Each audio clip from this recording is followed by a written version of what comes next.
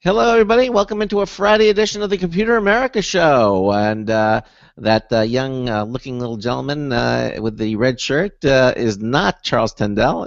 It's Ben with us tonight, filling in for Charles. Evidently, Charles had something that he had to do, and so Ben is taking his place as co-host of the Computer America Show. And, of course, we got Mike Miller in the wings there. You can see him as well. So. We're going to be starting, as I said, in about 4 minutes, 4.5 minutes, and we'll do our Friday edition of Computer America. So sit back, relax, and enjoy the show. Okay? I'm going to go into 4 minutes until showtime. I'm going to go into the chat room right now. Okay.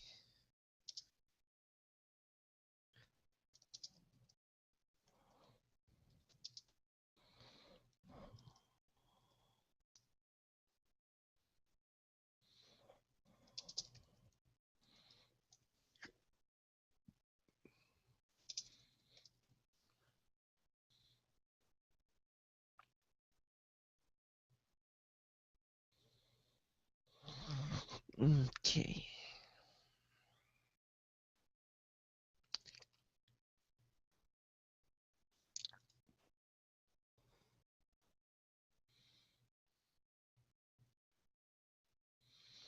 What's your screen showing in the background? It looks like it's changing pictures. Is that a slideshow that you have up there?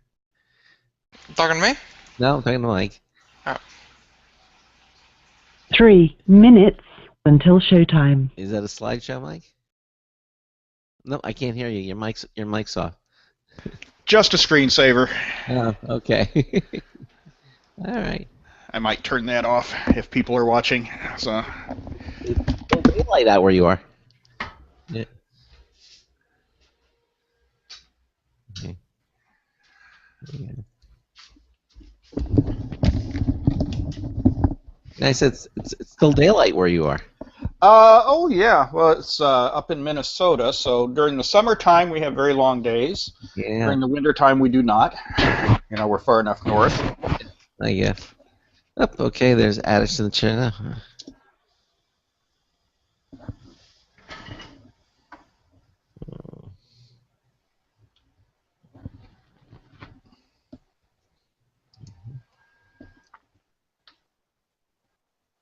2 minutes until showtime.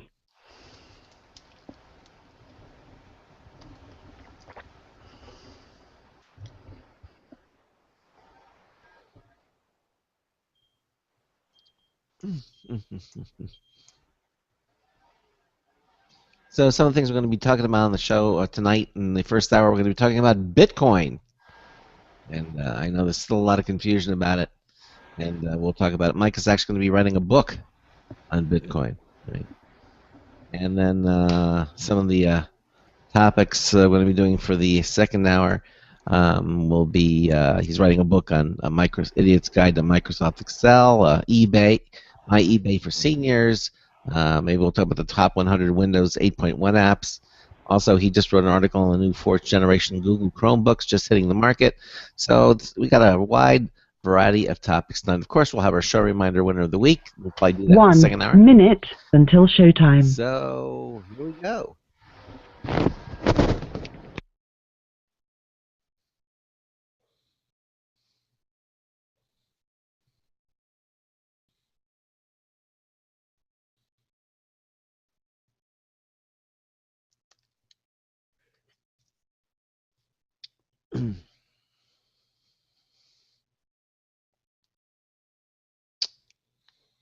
Oh yes, and we have two new news tips bulletins from Marty Winston. I don't think you've heard those, Ben. So those are new. One of them is going to be on a new stereo headsets that he's doing a review on, and the other one is from this new device from AT&T, lets you be a wireless hotspot using cellular technology. That's in the first hour. Tether. Yes. Your show will go live in 5 seconds. 4, 3, 2, 1. Broadcasting live, it's America's longest-running national radio talk show on computers, Computer America, hosted by national columnist Craig Crossman. Look for Craig's weekly column in your favorite newspaper. This show is being beamed nationwide at ComputerAmerica.com. Keep it here for technology news, computer products, guest interviews, and your phone calls. You're listening to Computer America. Hello and welcome into the Computer America Show. It's the nation's longest-running, nationally syndicated radio talk show on computers. Computer America is heard around the world and coast to coast. And I'm your host, Craig Crossman. And I'm your co-host, Ben. Ben, how are you? You're here. I am here. Yes, Charles Tendell couldn't be with us here tonight last minute. He has some things that he had to do, and he asked if Ben would be here, and I know that he knew that Ben was here, and so Ben's filling in for tonight's show. And, of course, it's Friday! Yes, we made it. Another week. Okay. And it flew on by. It flew on by. Yes, it did. So we got lots of people in the chat room. We got a great show for you planned tonight. We're going to be talking in the first hour about something that a lot of people still don't quite understand, and hopefully we'll clarify. We're going to be talking about Bitcoin in the first hour, and then we're going to be talking about some other topics as well. But I thought we'd kind of focus on that subject tonight to kind of clear the air, because there's just a lot of confusion about it, and hopefully we'll get a lot of that straightened up tonight. And of course, in the second hour, since it's Friday, we're going to have a show reminder winner of the week. That's right. We have a really nice prize from our good friends over at Logitech. So we'll be calling that winner out probably in the second half of the show. So and I think what we're going to do this weekend is, I saw X-Men Future Past last week, which I enjoyed, but I haven't seen Godzilla yet. So I think this weekend I'm going to go out and see Godzilla and finally get, because I hear good things about it. So and I definitely want to see it. So that's the movie stuff for me this weekend. Anything else you want to talk about, Ben, before we get started? I was invited to do the show in the last hour, and nothing has happened in the last hour. So, no, I'm actually pretty good. Okay. All right. Well, joining us for both hours tonight, because it's the last Friday of the month, is Michael Miller. And Michael is the author of well over 150 books on technology, such as The Idiot's Guide to Google+, My Pinterest, Facebook for Grown-Ups, as well as many other subjects too, like The Idiot's Guide to Conducting Music and B2B Digital Marketing. As I said, Mike is one of our Computer America correspondents who appears here every month, in this case on the last Friday of every month. And Mike, welcome into Computer America. How are you? Hello, Craig. Hello, Ben. How are you guys doing tonight? Well, you're here. Doing well? Yeah, doing well. Now, as I said, we're going to be talking about Bitcoin in the first hour, and then we're going to have some selected other topics. So just to get all this out of the way, if you have a question about anything we're talking about tonight, we certainly would love to hear from you.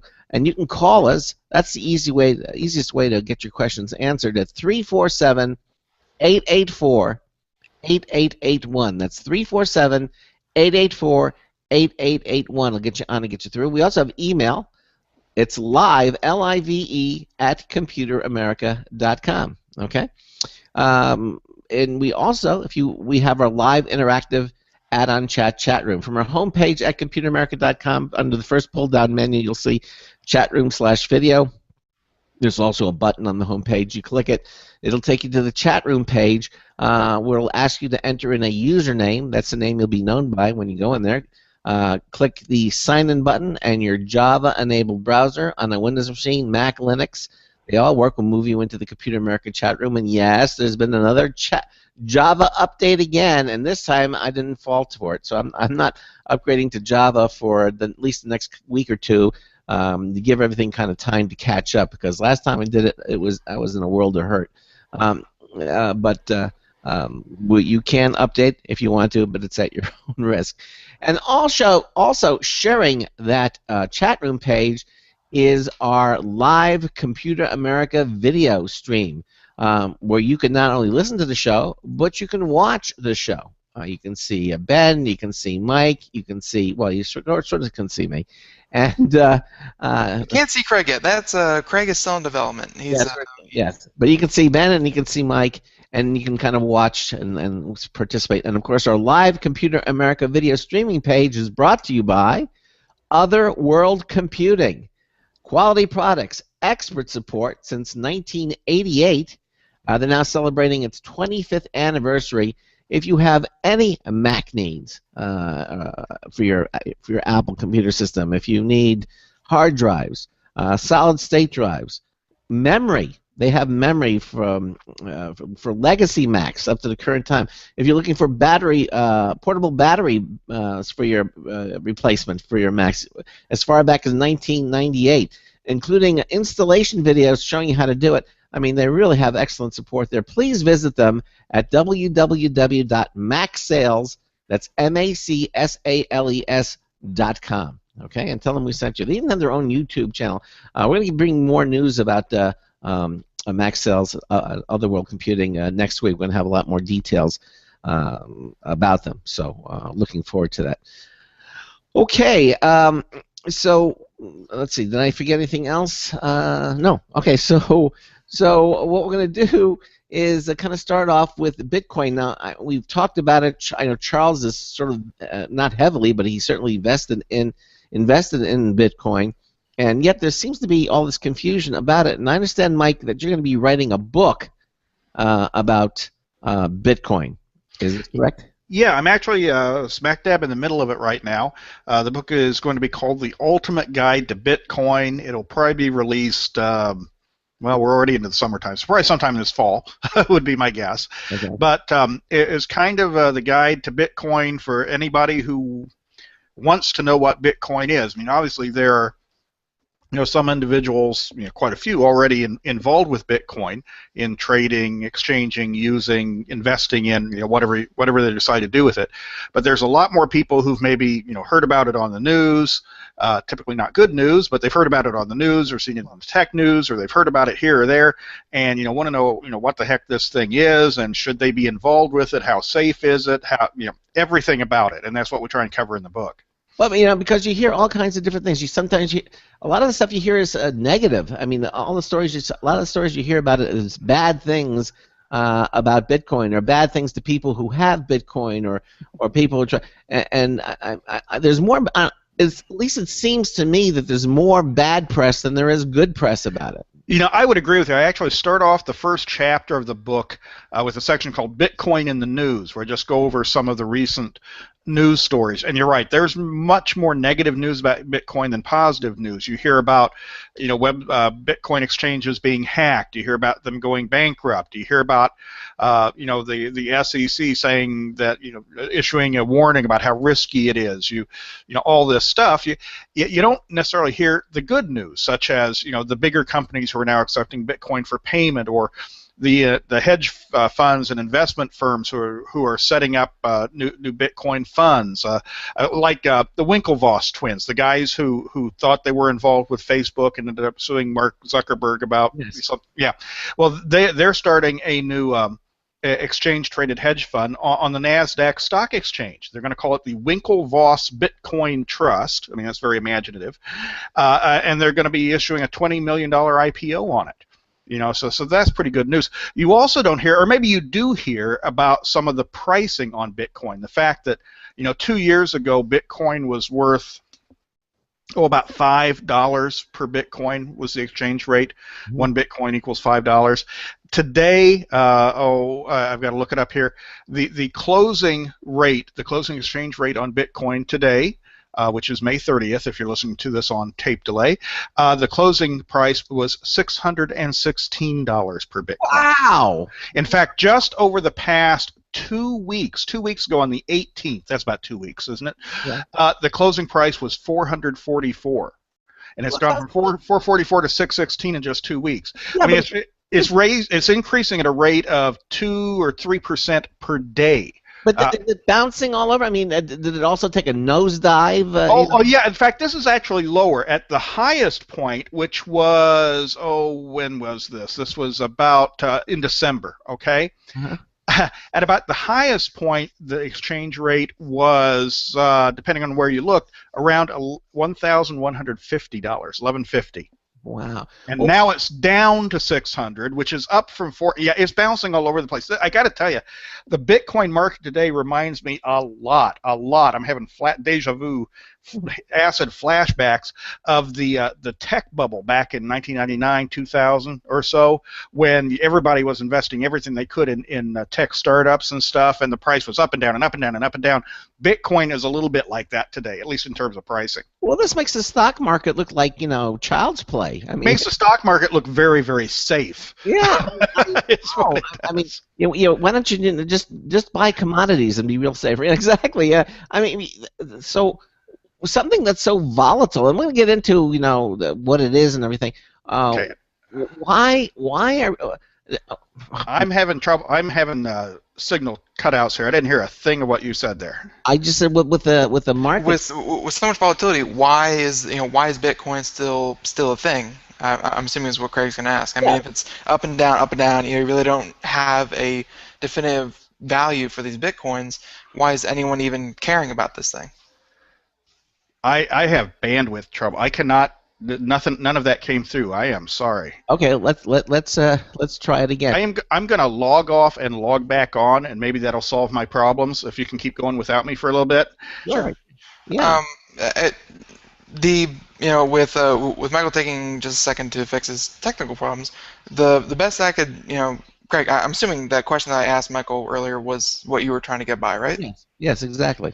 From what little I know of Bitcoin, it's still around because even though it's so volatile, it's still only a set amount of Bitcoins. Like the volatility isn't coming from people making more Bitcoins, isn't from anything like that. It's just the volatility is there because that's what people are, with the U.S. dollar, you have the U.S. government behind it, backing, saying that a dollar is worth a dollar. That's what you can trade it for. With Bitcoin, there is no government behind it. It's all what the members and whoever is holding Bitcoin at the moment, whatever they value it as, that's what the value is. So that's why you got to go up, go down. Whenever someone tries to go out and grab a bunch of Bitcoins, the price of it goes up. It's not unlike stocks. Mm-hmm. Well, that's with all the volatility. Yeah, but exactly. But the stock market usually is more stable. I mean, you don't hear about. Well, yeah, because the only times you hear about the stock market, going 2 or 3% up or down in a day, people are, pulling their hair out and they're jumping out of moving cars. Things are going either really well or really bad.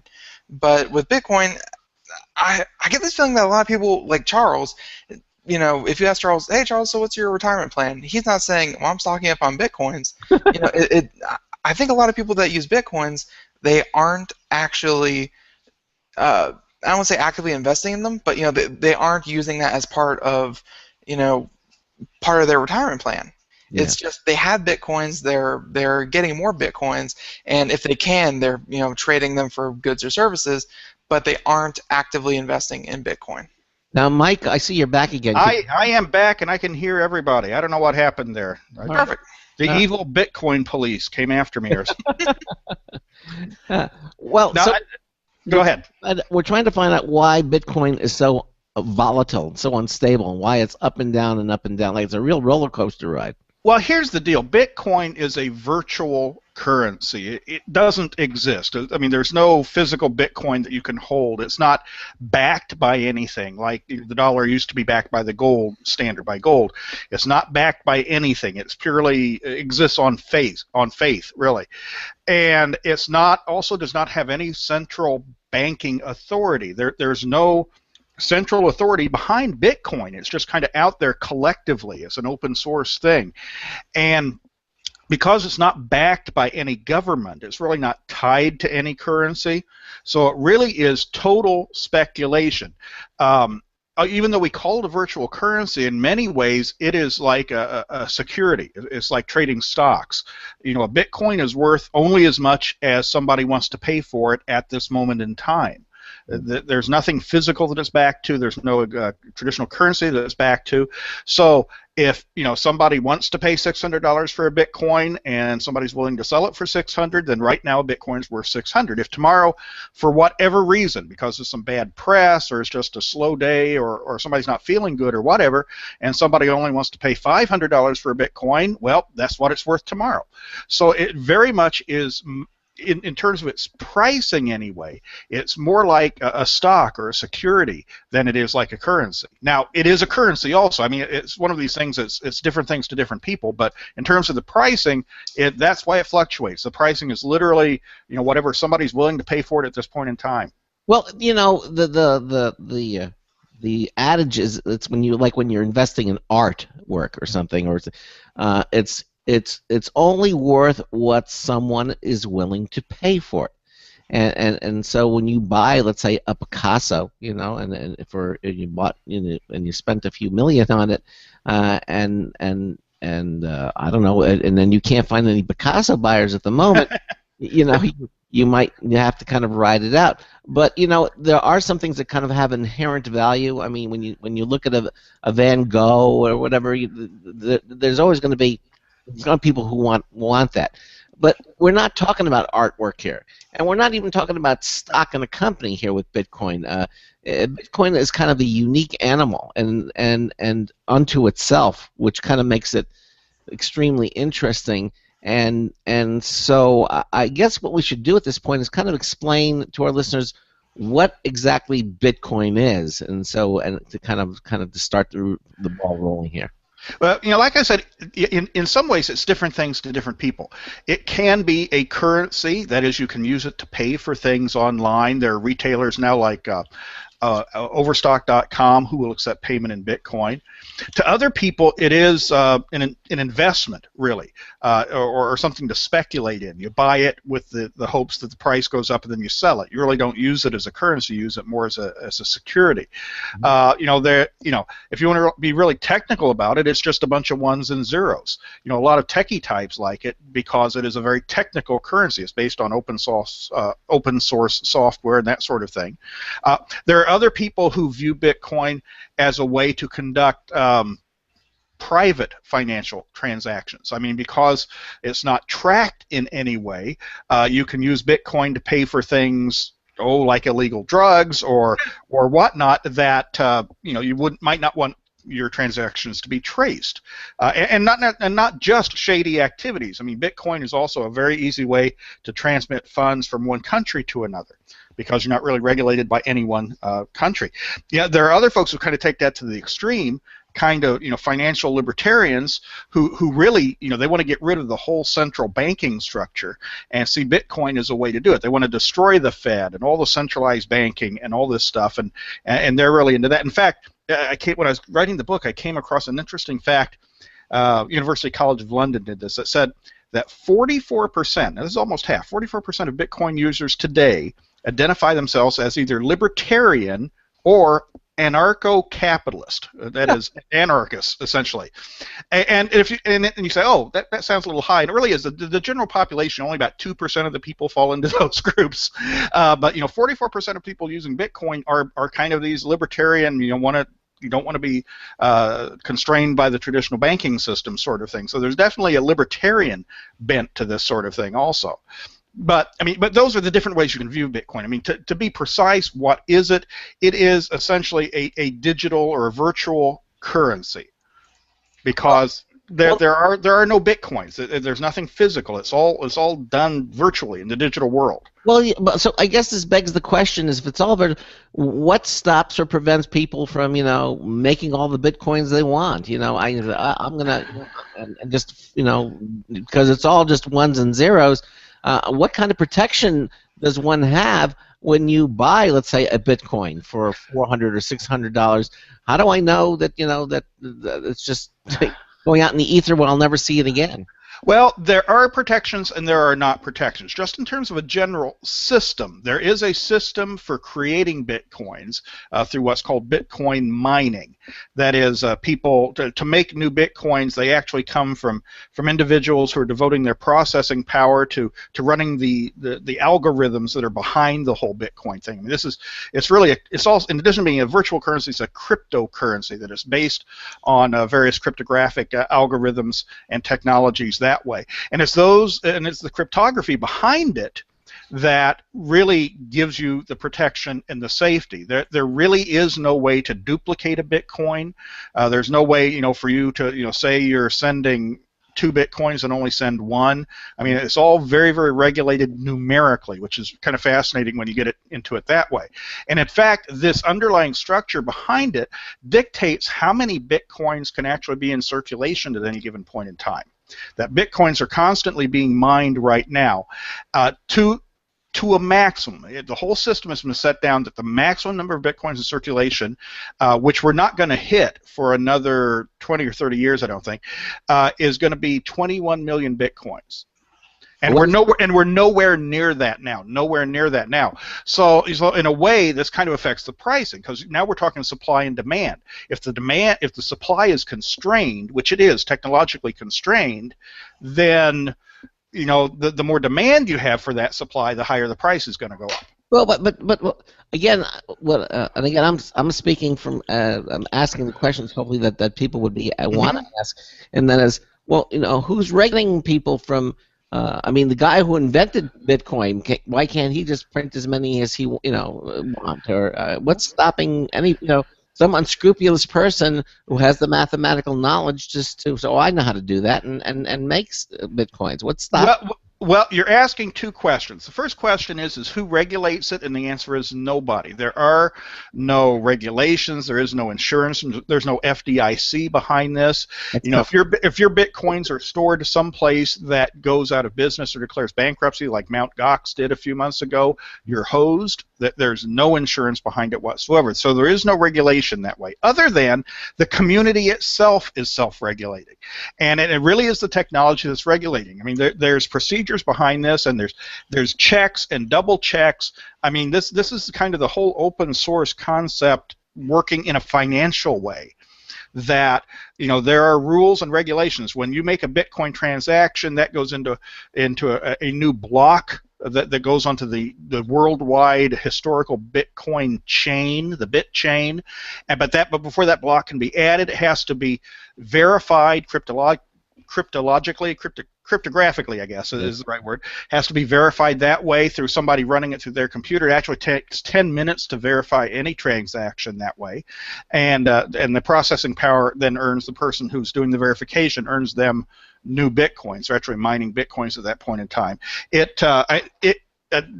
is why I'm writing a book about it, because there's a lot of detail. If you're interested in the detail, that the system itself is kind of self-regulating. Community is self-regulating in terms of you can't duplicate bitcoins. You can't fraudulently create bitcoins. That can't happen. However, there's nothing to say that bitcoins can't be stolen or lost or you store them someplace that goes bankrupt. Or I read one story of a guy who had his bitcoins stored on an old computer that he forgot about. I mean, this was like 5 years ago or 4 years ago. He put them on this computer when they were worth next to nothing. I mean, sub pennies. All right, had them stored on an old computer. Had a couple thousand bitcoins, several thousand bitcoins.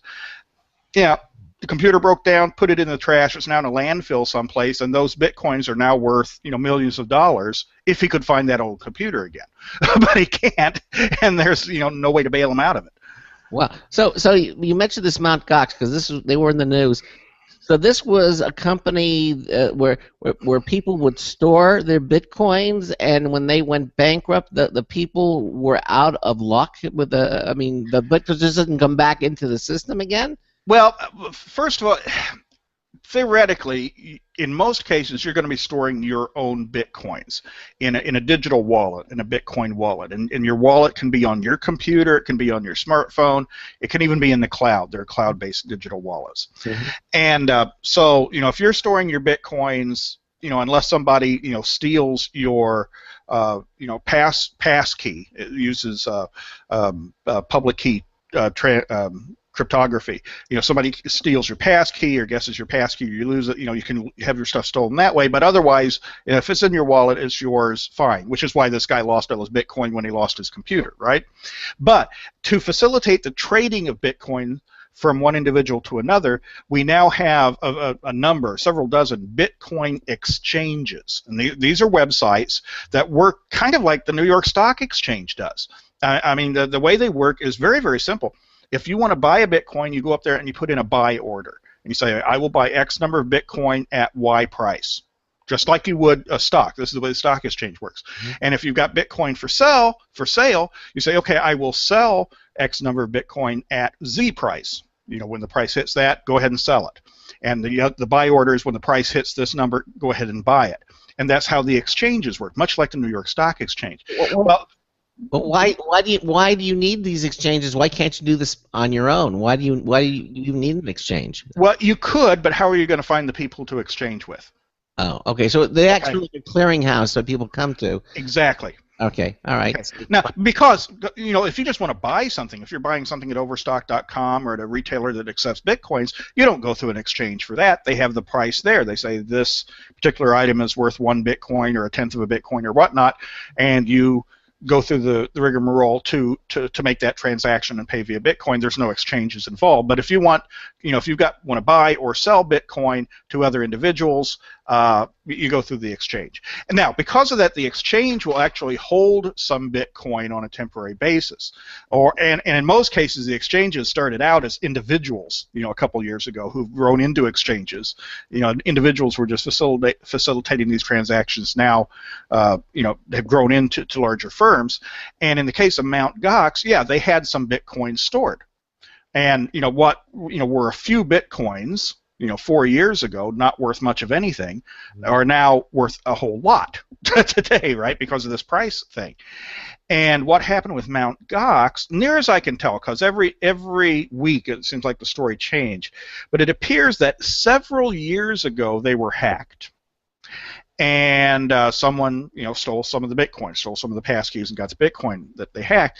And they either didn't know about it or didn't let on about it or whatever until, end of last year or so, when all of a sudden they really couldn't facilitate exchanges because they were trading stuff that they didn't have. And ultimately they had to declare bankruptcy because of that, and it hurt some individuals. It hurt themselves even more, of course.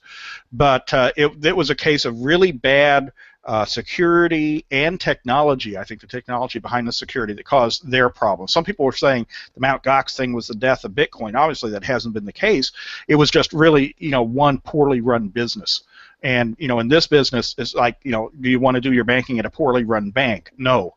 But in the real world, we have banking regulations. In the Bitcoin world, we don't have Bitcoin regulations. So a company like Mt. Gox can go out there and be poorly run and screw things up. And it's not like when a bank fails here and there's a government that's going to bail them out. It doesn't happen there. It doesn't inspire security, when you hear stories like this. I mean, why would someone want to put a large amount of money into a company like Mt. Gox or any of them if they can go bankrupt and you lose all your money? I mean, why? Well, you and I probably wouldn't because we're risk averse. There are speculators out there who are not risk averse. When you see the price go from $5 to $1,000 over the course of a 2-year period, you're going to take some risk. And that's really what it's all about right now. Is the reward worth the risk? And just how comfortable are you individually with that risk? All right. Well, obviously, the more risk you take, the more gain you can make. And that's true, like with anything, really. I guess with the stock market or with commodities, anything. The higher the risk, the higher the gain. That seems to be the case, and I guess that's not an exception with Bitcoin. Yeah, and for all intents and purposes, it looks as if the rise in prices. Now, you're going to have bubbles like we had first of the year, but it looks like the price should continue to rise as long as the demand keeps up. Because again, we have a constrained supply. So if you just look at typical supply and demand economics, you would say that the value of Bitcoin should continue to rise over the next several years. So what you're saying is if you buy 2 or 3 or 4 Bitcoins now, in a few years, you might realize a great profit, or you just might be in the toilet. Yeah, well, that's exactly. I mean, you could find that the price quadruples over the next couple of years, or you could find that Bitcoin, they become totally worthless. Wow. Well, I'll tell you what, we're at the bottom of the hour break, and we're going to continue on. Michael Miller is here with us for both hours. In this hour, we're talking about Bitcoin. He's getting ready to write a new book on the subject. You listen to us on the Blog Talk Radio Network, on the Boost Radio Network, on the IRN Radio Network. This is Computer America. We'll be right back.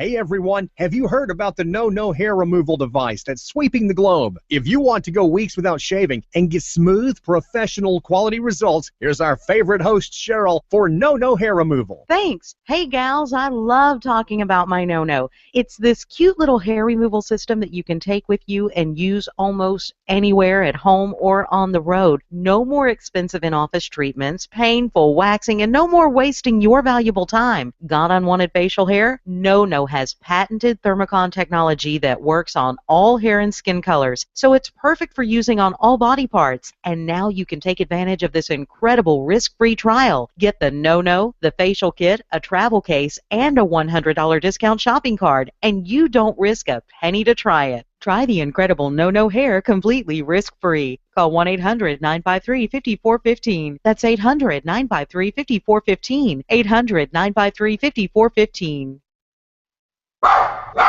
Looking for a best friend? Brother Wolf Animal Rescue has your best friend waiting just for you. Their mission is to protect and enhance the lives of companion animals and the people who love them. Their no-kill rescue shelter is open year-round, making it easy for people to adopt their best new friend. This year, Brother Wolf will find homes for over 2,400 orphan dogs, puppies, cats, and kittens. All have ended up as an orphan through no fault of their own. Brother Wolf has created a safe, nurturing environment where these special animals can heal emotionally and physically until they find a lifelong home. Their life-saving transport program brings dogs and puppies from overcrowded shelters in the south to rescues in the north where homes are easier to find. Brother Wolf Animal Rescue is a 501c3 organization. To learn more about their life-saving work and to make a donation, visit their website at www.bwar.org. That's www.bwar.org. Help to realize Brother Wolf's vision when no animal is euthanized for lack of a home. Who's a good boy?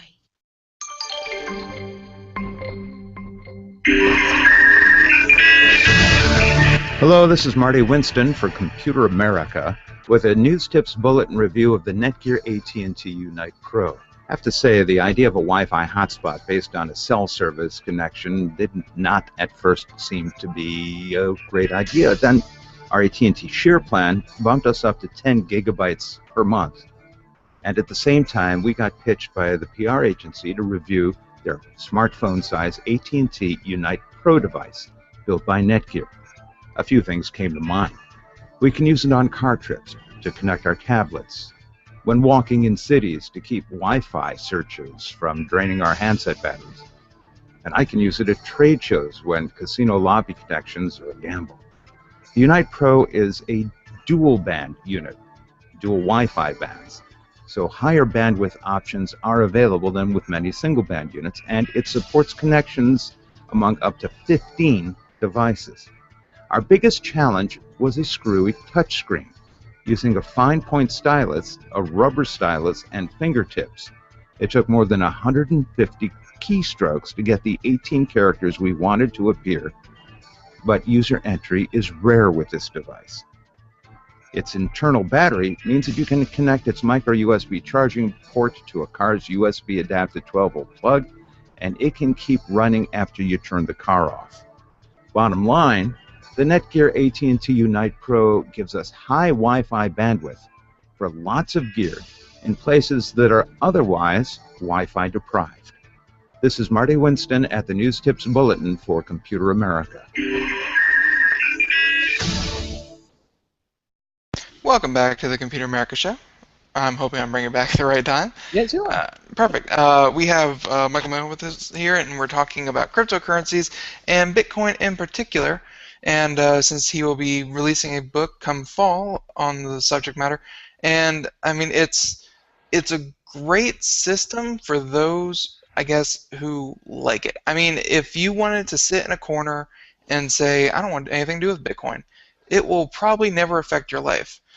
But I mean, there were a few high-tech companies that actually went about and said they're going to start accepting Bitcoin. I mean, that has to be my favorite thing. Is it's fun to talk about Bitcoin. It's like, oh yeah, it's worth $700, $800 now, and $1,000 later. But what you can actually buy with it, you very rarely hear companies accepting it.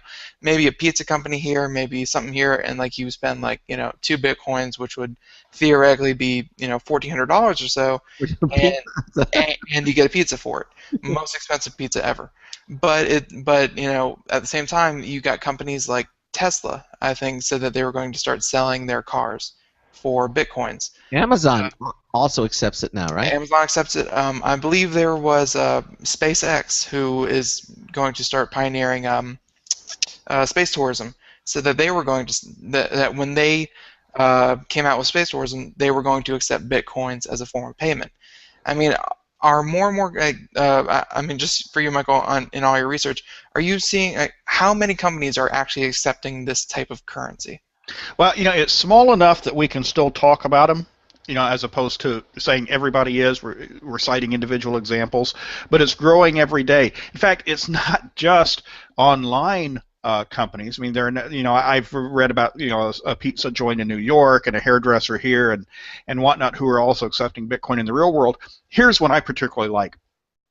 Pretty much the same week that the SEC, the Security and Exchange Commission, came out and said Bitcoin is very risky and you shouldn't do it, blah, blah, blah, another part of our government, the Federal Election Commission, the FEC, not the SEC, the FEC, said that, hey, you can go ahead and use Bitcoin for political contributions. The candidates can accept up to $100 in Bitcoin per contributor each election cycle.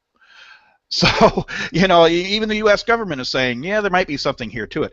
What I found in terms of, when you look at the really bad press, the people who are really down on Bitcoin, it's people with an inherent investment in the current financial system. Warren Buffett doesn't like Bitcoin. Jamie Dimon, is that the guy's name? Jamie Dimon of J.P. Morgan says it's a terrible store of value. It doesn't have the standing of government. A lot of it's being used for illicit purposes. Blah blah blah blah blah. And well, of course he's got he's inherently invested in dollars and cents right now. He would be hurt if Bitcoin replaced dollars. So the people so the New York investment banks and these guys in general are very down on the thing. And of course we all know that the world government is run by the New York investment guys, so you've got a lot of negativity about that. But the thing definitely has potential. I think right now we're at a point where, because of the volatility in pricing, it's tough to think of it as a viable currency. I mean, we use dollars and cents right now because I know that I can go to McDonald's and I can buy a Big Mac meal for $5.99 every day. It's not going to cost $12 tomorrow and $3 a day after that. It's always going to be $5.99. Can you imagine living in a world where your currency would do that? I mean, that would be just so unbalancing. It reminds me, it was a pre-war Germany was like that with the marks. They just, you had to buy a loaf of bread, you had to bring a basket of the currency to buy it. It was just terrible. Yeah. So and that's where we're at right now in Bitcoin. In fact, the IRS, another arm of government who's got something to say about Bitcoin, said that it is not a currency. They said Bitcoin, they're going to classify it as property, more like a security for tax purposes. So, dig this. Now, and there's a workaround to this, which I'll get to in a minute. If you were to buy a Bitcoin when it was worth $300, okay, a Bitcoin, and then use it to spend to buy something worth $600 today. Okay, same Bitcoin. You get the Bitcoin here, you spend it there. You not only are out the Bitcoin when you buy the whatever it is you're buying with it, a new computer or whatnot, but you also have to pay, theoretically, capital gains tax on the increase in value. So that the Bitcoin you bought for 300 and sold for 600, you would theoretically have to pay capital gains tax on the 600 or the $300 gain. Wow. So the IRS is saying it's not a currency, it's property, and that's how we're going to tax it. Now you would say that, because of that, the way that they're classifying it, that, okay, well, then it can't be used as a currency. I mean, no way. If I got to pay capital gains taxes every time I spend a Bitcoin, there's no way that I am going to, use it for spending money, right? That just doesn't make you're paying twice for it, or being taxed twice on it. So, no, it's not that. It really is a security. It really is an investment. It really is speculation, however you want to think of it. And that's certainly how I think most people are dealing in Bitcoin today. I don't think there's that many people actually dealing with it as a currency. Now, there are ways around that. The federal government has actually said, no, actually, even though we ruled this way, that the first $1,000 or so of transactions, if it's a transaction under $1,000, you don't have to report it anyway, and it's really not going to affect this use as a currency, but we just really want to hit the speculators out there, which I suppose is fair. But yeah, because of this variability in pricing right now, I think until it settles down, it's not going to be a real usable currency. That doesn't mean that it's not worth investing in, speculating it as a financial investment, but in terms of a currency, it's just when you don't know what it's worth from one day to the next, that gets a little tough. Yeah, I would think so. One of my favorite things, real quick, one of my favorite things about spending Bitcoin is that since it's all digital, if you try to spend $1 and you only spent 73 cents of it, you get 27 cents back. With Bitcoin, if you want to spend 0.0003754 of a Bitcoin, you can spend 0.0004375 of a Bitcoin, or whatever I just said. It can be broken up into as many percentages as you want. Actually not. Really? Actually not. This is very, very interesting. Each Bitcoin is discrete, okay? Or whatever part of a Bitcoin that you've bought is a discrete thing. So that when you buy, let's say you buy a Bitcoin and it has a pass key with a certain 12-digit hash code or whatnot, that is a thing. Now, you can't just give a person half of that thing to buy something else. You have to give them that whole thing. Now, that doesn't mean that that person can't make change by issuing another transaction for the remainder amount. So let's say you have one Bitcoin, you buy something that's worth 0.6 of a Bitcoin. You have to give that person your entire Bitcoin. That's a transaction.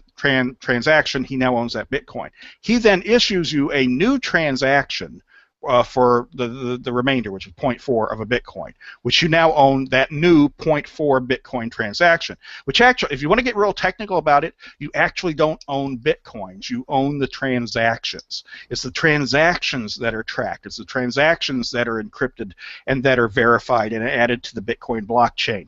That it's not Bitcoins themselves. There really are no Bitcoins, but there are records of each Bitcoin transaction, and by adding up all your transactions, pluses and minuses over time, that's how you determine how many Bitcoin that you own. Oh, okay. So okay, that makes sense. Yeah, it makes sense, but it's difficult to comprehend. Well, and I want to get more into this too. We might actually go into the second hour on this because there's so much to talk about, and we're going to talk more about Bitcoin. But what about these competing things like Dogecoin or Dogecoin? Still not sure how to pronounce it because I hear from so many different people how to do it. Doggy is pretty acceptable. Dogecoin. So these are competing virtual currency to the Bitcoin and do they have? Are they plagued or have the same problems as the other ones do? I have not gotten as far into them yet. They're in some later chapters in the book that I haven't gone to yet. But they, from my initial inspection of them, they seem to operate in a very similar manner, but just don't have the traction that Bitcoin has gotten so far for whatever reason. It doesn't mean that they won't. In fact, a lot of the Bitcoin exchanges will also exchange other cryptocurrency, but you just don't have as much out there in circulation as you do with Bitcoin, and that's probably the flux of it right now. Well, when you say that's not as many of them in circulation, I mean, it's just ones and zeros. Why can't we just, flood the market with, a million Dogecoins or Doggy coins? I mean, what's preventing people from doing that? I still don't quite understand what the limitation is. Well, the limitation was set when the whole scheme was introduced back in 2009 by some anonymous person who went with a Japanese name. We still don't know who it was, but that's beside the point. That's another story, interesting story. But the whole scheme is that, okay, this is a kind of a community-based currency, that it's not going to have any value unless the community itself accepts these rules, plays by the rules, and verifies everything.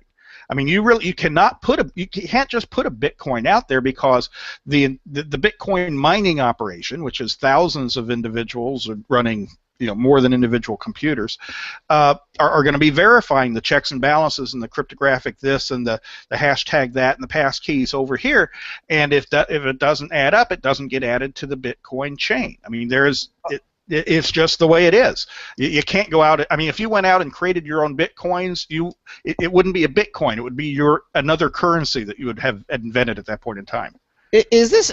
Are there any similarities? I'm just putting this out there between this and, let's say, people who've been playing World of Warcraft, and they buy items, and they actually use cash to buy these, armor and this, and they actually sell them. They actually make transactions with this. Yet they don't really exist. They're just virtual. Is there any similarities between this? There are tons. If I have a whole chapter on the history of Bitcoin, and the first half of the chapter is all the stuff that came before Bitcoin. We're talking about things like e-gold back in the 90s. We're talking about, if anybody remembers, beans and flues, which were kind of web currencies that were introduced in the late 90s.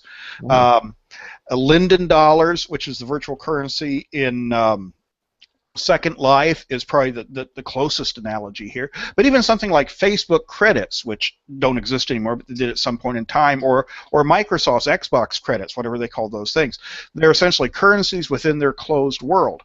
They're not backed by any national government. They're technically not worth anything except within that closed world. But in a lot of cases, like Linden dollars and some of the others, they've actually broken out of the closed worlds and been traded out there in the real world also. So there are very good analogies to those things, except there were limitations to those early virtual currencies that really caused their demise. Well, I remember, but you were dealing with World of Warcraft. I mean, you sold and actually made some money with it. I mean, do you see any kind of analogy here? Allegedly, and I mean, one is a currency and one is a good or service. So I mean, it would probably be better to say you would use Bitcoin to buy items for World of Warcraft. You would not, the items that you're buying in World of Warcraft are not the actual currency. They're the goods or services that you use currency for. Okay, and you are not allowed to sell them. For U.S. dollars, for any personal, gain, no. Well, you're not allowed to, but in some cases it happened, and that ultimately caused the demise of things. There was actually probably the biggest one of these was in China, a service that none of us have heard about called Tencent. That they got an instant messaging service over there. Big deal in China. We're not in China, so we've never heard of it, but it's called QQ, and they invented something called Qcoins, which is the same deal, same sort of virtual currency within that system that you could use to buy instant messaging upgrades and little cute on-screen pets and that sort of thing. Well, eventually the trading in Qcoins moved outside of the official Tencent service, and these things were being traded on the black market over in China until the Chinese government cracked down on it. So this sort of thing has been happening for a while. The problem with these early ones is there were no checks and balances on them. There was nothing to prevent things from being fraudulent and whatnot. And one of the intents behind Bitcoin was to put more security into the system than these early virtual currencies had, and to do it in a numerical, a cryptographic way. In fact, the inventors of Bitcoin, the people really behind this, are a bunch of cryptocurrency geeks. They call themselves crypto anarchists, who are really looking for, they basically had three concerns. The first one is to defend against unwanted surveillance. Okay, they don't want their transactions tracked. The second thing is they're big anti-censorship, big anti-internet censorship guys. And the third is what they call counter-economics, essentially conducting economic transactions like this, but outside of the traditional financial systems and across national boundaries. So, you know, they're doing it from a cryptographic background. These are heavy numbers nerds who invented this stuff. Well, and we still don't know, or do we know the person, this Japanese whatever, who created Bitcoin? I mean, do we actually know this? No, we don't. The author of the paper that really introduced Bitcoin to the world, the paper went on the internet back in late 2008, was a guy who went by the name of Satoshi Nakamoto, Mr. Nakamoto. And it was obviously a pseudonym for somebody. And there have been attempts from various journalists, from tech magazines to traditional magazines and newspapers, to try and find out who this guy is. And, you know, analyzing writing style, analyzing patent filings, you name it. And nobody admits to it. Nobody admits to being this guy. The latest one, which I think is the funniest one, who was it? It was Newsweek, a reporter for Newsweek, earlier this year, said, okay, you guys have been analyzing handwriting styles and looking at the cryptographic forums and that sort of thing. I'm just going to look for guys named Satoshi Nakamoto. And she found a guy named Satoshi Nakamoto who lived out in Temple City, California. Kind of a weird guy, 64-year-old Japanese guy, kind of a recluse. And so this has got to be the guy, you know. And it wasn't. In fact, the guy hired a lawyer to try and get back in Newsweek for it. But I thought that was, hey, you guys are doing all the fancy stuff. Just look for a guy named Nakamoto. Maybe that's the guy. So obviously, so this person, whoever created it, doesn't want to be known. Maybe he's cashing in. He's got some backdoor to Bitcoin and is making a fortune. Well, he's certainly mined the first Bitcoin. You know, this guy did back when it was easier to mine a Bitcoin than it is today. In the chat room, one of the guys posted a link to an article about a Bitcoin miner out in Seattle.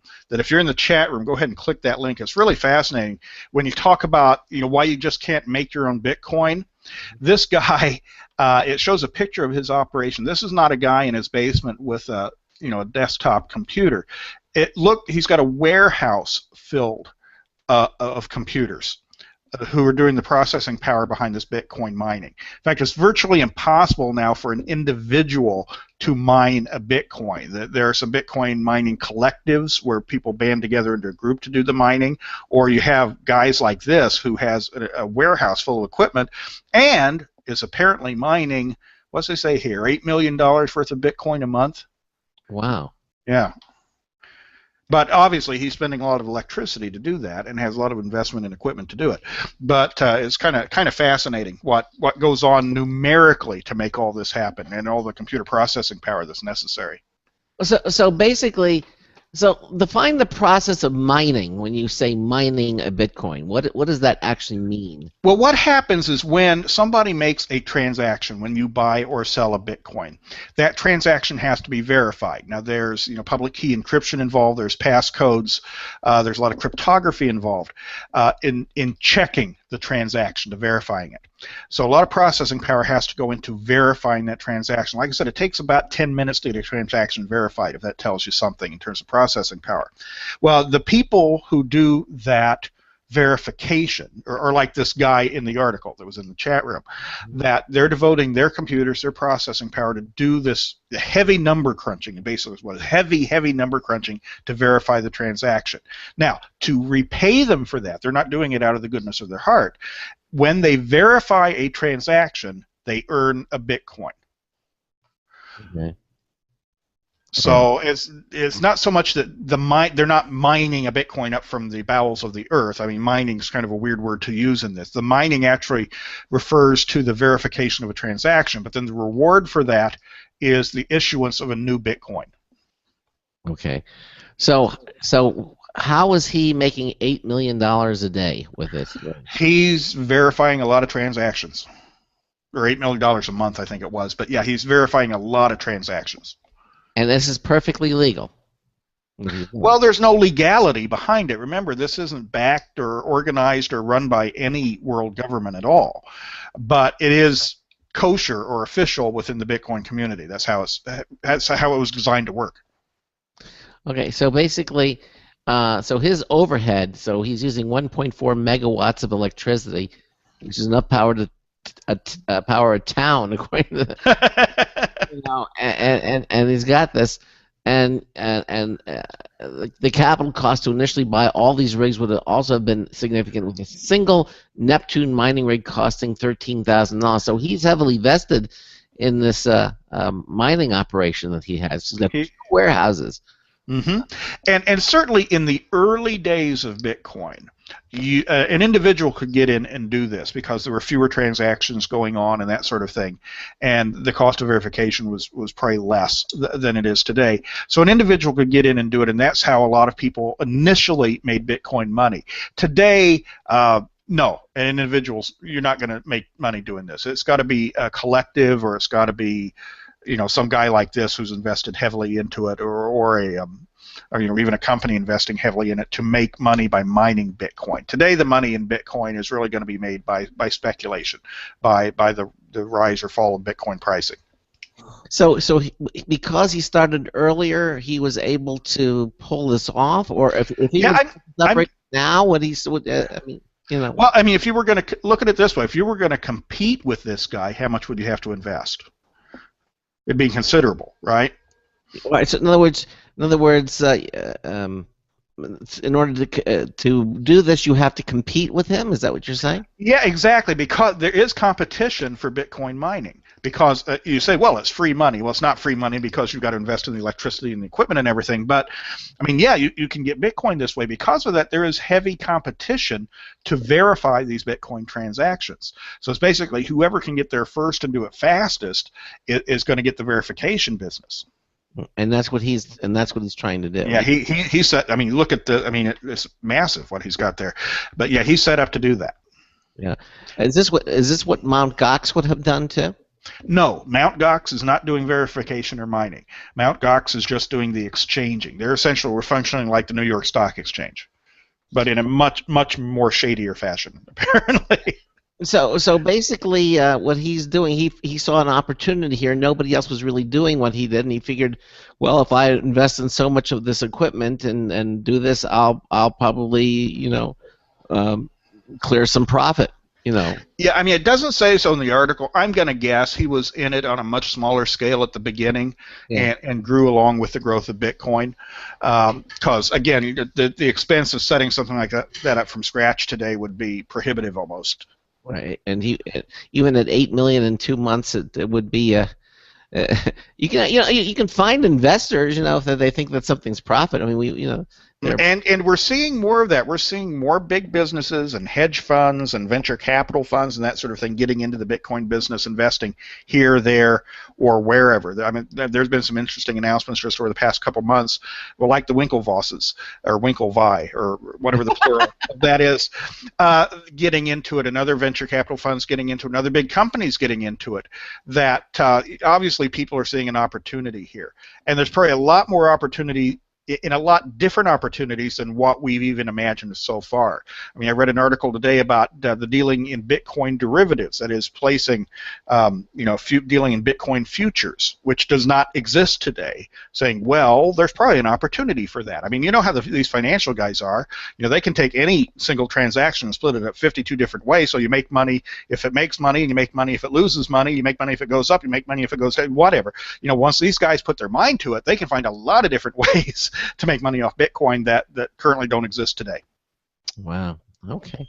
All right. Well, we're going to take a little bit of a break, and before we do, let me just talk a little bit about a couple of things here, and draw your attention to our homepage at ComputerAmerican.com. We have a special limited offer for our friends over at ProXPN. Whenever you go online these days, you and your computer are probably in danger with the risk of privacy being compromised, especially when you use an open Wi-Fi connection, like at Starbucks or favorite bookstore. But even when you're home, your internet service providers can monitor, where you go and what you do. And if you do something that exceeds their guidelines, they can block you. It's just But if you use a virtual a VPN, especially Pro XPN, you don't have to worry about any of that. It's an open VPN solution hosted not only here in America but globally, as well as places like Amsterdam, London, and Singapore. So when you're online, you actually appear as though you're located in those cities. Pro XPN is 100% secure. I use it. The Computer America staff uses it. The encryption key Pro XPN uses is impressive, very strong, 2048 bits. The tunnel is 512 bits. That means that Pro XPN protects you online, and it protects your privacy the way the internet was intended to be. Look, we want you to use Pro XPN. That's the bottom line. We all use it, and we want you to try it for yourself. So whenever and wherever you go online, you know your privacy is being protected. If you use a desktop, Pro XPN has Mac and Windows versions. They give you advanced control to select ports. You can connect and start up, and you can select which programs should be shut down in case your VPN connection goes down. Okay. So here's the deal. Go to ProXPN.com and use the code COMPAM. You'll get 20% off of membership. That's good forever, by the way, not just the one time. It's the best VPN around that we've tried. CompAM, just once, 20% off your membership forever. It's ProXPN. We'll be right back. Broadcasting live, it's the only national radio talk show on computers to air every weeknight. Computer America, hosted by national columnist Craig Crossman. The first hour's behind us, but there's still more of tech news, tech talk, and your phone calls. We're being beamed nationwide at ComputerAmerica.com. You got computer problems? Bring them on. You're listening to Computer America. Computers run the world, and we run computers. Call us or send us an email to live@computeramerica.com. Hello and welcome into Hour 2 of the nation's longest-running, nationally syndicated radio talk show on computers. This is the Computer America Show, and I'm your host, Craig Crossman. And I'm your co-host, Ben. And we continue on in this hour with Michael Miller, author extraordinaire, over 150 books, and we've been talking in the first hour about Bitcoin, and I'd like just to continue the conversation in that, and then we may switch gears. It all depends. If you have any questions or comments about what we've talked about so far, or which is, of course, Bitcoin, any questions about Bitcoin, give us a call, 347-884-8881. That's 347-884-8881. I'll get you on and get you through. Email is live, L-I-V-E, @computeramerica.com. Of course, our chat room is up. Just go into our chat room. It's at computeramerica.com. Just put in a username. That's the name you'll be known by when you're in there. Click the sign-in button in your Java-enabled browser on a Windows machine, Mac, Linux. They all work. Will move you in there. And, of course, sharing that chat room page is our live Computer America video streaming page. You can be watching us, not only listening to us.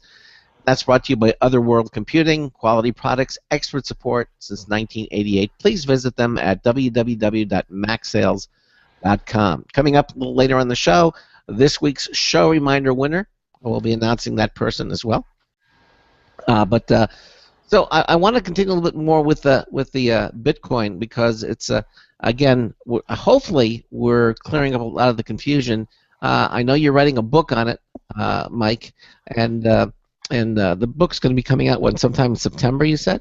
Yeah, sometime this fall. I have to finish writing it first. So exactly. I was supposed to be done about a month ago, and I'm a little delayed on my scheduling. I think Charles Tendell made an offer to help you writing it. I know. Well, I think the nice thing about this one is the longer you put it off, the more you have to write about, because Bitcoin is pretty active. Well, I got to tell you, when I first signed to do the book, and if I would have been on my original schedule, I might have missed the whole Mt. Gox thing. So I was getting ready to start writing, and the whole Mt. Gox thing is unfolding, and I'm like, I don't want to start writing now. I got to wait and see how this plays out. How did it play out? Well, they declared bankruptcy in a couple different countries. The whole deal. I mean, this all happened. They started having problems late in 2013. They had some issues with trading and whatnot. They had problems, actually technology problems, because of insufficient capacity. They couldn't process their trades fast enough. they were actually having delays of several weeks in doing a Bitcoin trade. Which if you want your money today, I mean, it takes several weeks. That was unacceptable. So they had some problems there. What was the limitation? Was it the computing power? Did they need? Yeah, well, most of these exchanges, Mt. Gox included, started out as guys in their basement and kind of grew from there. So I think he was just unprepared for the huge interest in Bitcoin that developed over last year in 2013. And then they ran into problems also last year. Again, this was before the big problems, where I love this one. The U.S. Department of Homeland Security got into the game, and they seized more than $5 million from Mt. Gox's U.S. accounts. Remember, Mt. Gox is based in Japan, but they did have U.S. trading, so that's where the U.S. Department of Homeland Security came into it. The reason why is earlier in the year, the government has something called a Financial Crimes Enforcement Network. I didn't even know this existed. It's called FinCEN, which manages financial crimes. Okay, well, they established new rules in 2013 for what it called decentralized virtual currencies that classified Bitcoin exchanges and miners as what they called money service businesses. Okay, and under that classification, they had to do certain reporting. Required by law now to disclose large transactions, suspicious activity, mainly to get into the whole money laundering thing, to keep that under control. Well, Mt. Gox didn't file for that classification, and because they didn't, that's when the Department of Homeland Security came in and seized some of their U.S. assets. Well, later in the year, Mt. Gox got their act together. They filed for this to be a money service business, and they started doing the reporting, so that they tried to put that past behind them, but that wasn't, I mean, that was only the tip of the iceberg in terms of their problems. In February of this year, of 2014, we started getting some really big jumps in, this is when the Bitcoin pricing went up to around $1,000 a Bitcoin, right? Well, Mt. Gox, on February 7th, they halted all withdrawal requests. They'll still take your money, but they wouldn't give it back to you. They halted all of the withdrawal requests until they got a clear technical view of their processes. 3 days after that, they stated that they had a bug in their software, not in the overall Bitcoin software, but in their own software, that made it possible for someone to use the Bitcoin network to alter transaction details so that essentially somebody could send fraudulent transactions. Okay? Did that in fact actually happen, or they just discovered the bug? Well, it had happened, is what it was. They discovered, or they announced anyway, that something that had happened to them, at least a year prior. Ugh. Okay. Now, as all this was happening, if you're trying to do an exchange there at Mt. Gox at this point in time, at that time, about a fifth of the customers were waiting 3 months or more for a transaction to be processed. Wow. Now, we're still in February. By February 23rd, the CEO of Mt. Gox resigned. And the next day, the site just officially suspended all trading. Website went offline, and then they filed for bankruptcy. Boom. Wow.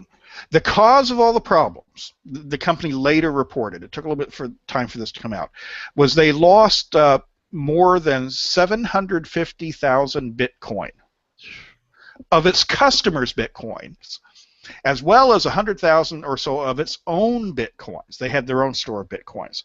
So the lost bit, and they said lost, they didn't say stolen. Okay, they said, we just lost them. The lost Bitcoins, the value at that point in time were worth around $473 million. Now, when you say, did somebody, a nefarious person, actually made off with that and is having Mai Tais in the island? Very expensive Mai Tais. I love the word nefarious persons. Here is from the company's press release. Quote, "The company believes there is a high possibility that the Bitcoins were stolen." End of quote. Wow. So yeah, hackers got in. They broke into weak security on the site itself. Have nothing to do with Bitcoin's security, which is the cryptography, which is pretty tight. But Mt. Gox's own internal security, they were able to break in, get passwords or whatever, and make away with 750 some thousand Bitcoin. fortune. So they were and it's not traceable. You can't find who these people. No, they haven't yet anyway. And by the way, when you look at the history of bad news around Bitcoin, there are a dozen or more of these hacking type incidents, not just at Mt. Gox, but at other Bitcoin exchanges, which have since gone under also. I mean, basically because there is no FDIC ensuring any of this stuff, when a Bitcoin exchange gets hacked, they're gone. They go out of business. And the people who use them probably go out of business too. Yeah. If they have been, for whatever reason, holding your Bitcoin in the process of a transaction or whatever, and they go under, unless some of them have tried to make good on it, but if there's nothing there to make good with, then you're just out of luck. Wow. So I guess that's why people are, kind of warning against investing in Bitcoin. Yeah, it is kind of the wild, wild west in that regard. It's not like putting your money in a bank. All right, you put your money in a bank. If the bank goes under for whatever reason, it's insured by the FDIC. The government's going to give you your money back. That is not the case here. But how is that any different from the money that I lost, 15 years ago, in the burst of the .com bubble? I invested in, toys.com and, what was the shopping one, webvan.com or whatever, when those companies went under, the stock that I had purchased was worth nothing. Really? So it's not, I don't see how this is a whole lot different than that, other than, maybe the magnitude of some of the investments. Hopefully you didn't get burned too bad. Oh, back then? No, I never invested enough to get burned on it. But by the way, I think I can probably ensure that the Bitcoin bubble will burst, because I will be buying some Bitcoin in the next week or so as part of the book process. Mm-hmm. And whenever I invest money in anything, the price of that item always goes down. I am like the opposite of a savvy investor. I'm very skilled at many things. I'm kind of a Renaissance man. I can write, I can do this, but in terms of investing money, it's just a guaranteed loss whenever I might as well just take the money and give it to poor people, throw it out the window or whatever. So as soon as I pay $600 for a Bitcoin, the price will drop to $300 the next day. I guarantee it. Well, wouldn't you be pleasantly surprised if just the exact opposite happened and it actually went up? No, I would pleasantly, yes. I believe that same hope is what gets gamblers back to the table. Bad gamblers back to the table. This is in many ways gambling, but so is investing in the stock market, or investing in other securities, or whatnot. It is really gambling. You're putting your money in and hoping that it goes up. Yeah, and it's like if you buy bonds, you can buy AAA rated bonds and insured, and you get a really low yield on it. And then you can buy some of the more speculative bonds, and you can get a much better rate of return for your money. But you run the risk of them going out of business, and they're not insured. It's like you can find an example after example after example of where the higher the risk, the higher the gain. And yep. It's really no different, is it? Yeah, I tell you, if anybody's interested in just looking at how this looks in chart format, looking at the pricing over the past, really it's only the past 5 years. 2009 is when Bitcoin really came into existence.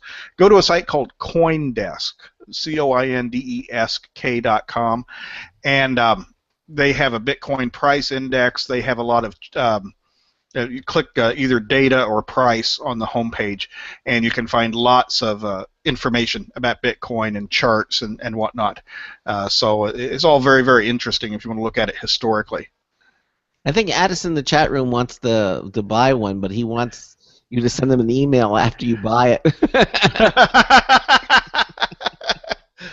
Well, unfortunately, right now you can't short Bitcoin. That's one of the things we were talking about.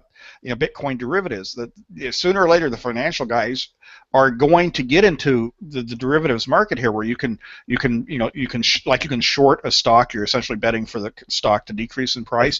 So there'll be guys doing that in Bitcoin also. You mean like the bear market? People invest with the idea that it's going to go down rather than going up. Right. The best tinfoil hat theory I had heard so far was that the powers that be, the giant banks, what have you, whoever you think controls the banks and the money of the world, they were going to buy all the Bitcoins and keep them for themselves and just destroy the currency by the fact that they own all the Bitcoins. Well, that theoretically would be possible because there is a limited number of Bitcoins. It's not like the U.S. dollar where the government can say, hey, let's just print some more. That can happen with what we call fiat currency that's not based on any, based on the gold standard or whatnot. So theoretically, because of that, Bitcoin is going to be less susceptible to inflation than traditional currency is. Because they can't just make more. The number of Bitcoins that can be produced is pretty specified and pretty set in stone in terms of how many and when and that sort of thing. Where with the dollar, it's like, oh, let's just print some more. So, but they're always destroying dollars too. They destroy the currency on a huge amount because it just wears out, and of course they want to replace the old money with the newer money. Isn't it only 90% of trades in this country are all digital now. Like they don't, no paper money gets switched hands. Yeah, I mean, you could theoretically say that the U.S. economy, the dollar, is more of a digital currency today than it is a physical currency because of that. I mean, we pay our bills electronically. I got money in the bank, I guess. I've never seen it. I don't think they have just a box sitting in the corner with my name on it, Mike's Money, with physical bills inside. That doesn't happen. So you could say that our existing currency is a digital currency already, but that's really defining digital currency in a much, much different way than it's traditionally been defined. Because technically, if you wanted to, you could go to your bank, and if you want to take $1,000 out, you could go and get the bills and put them under your mattress. You could. Right. Exactly. And which you can't do that with Bitcoin. I mean, there's no way to do that. No.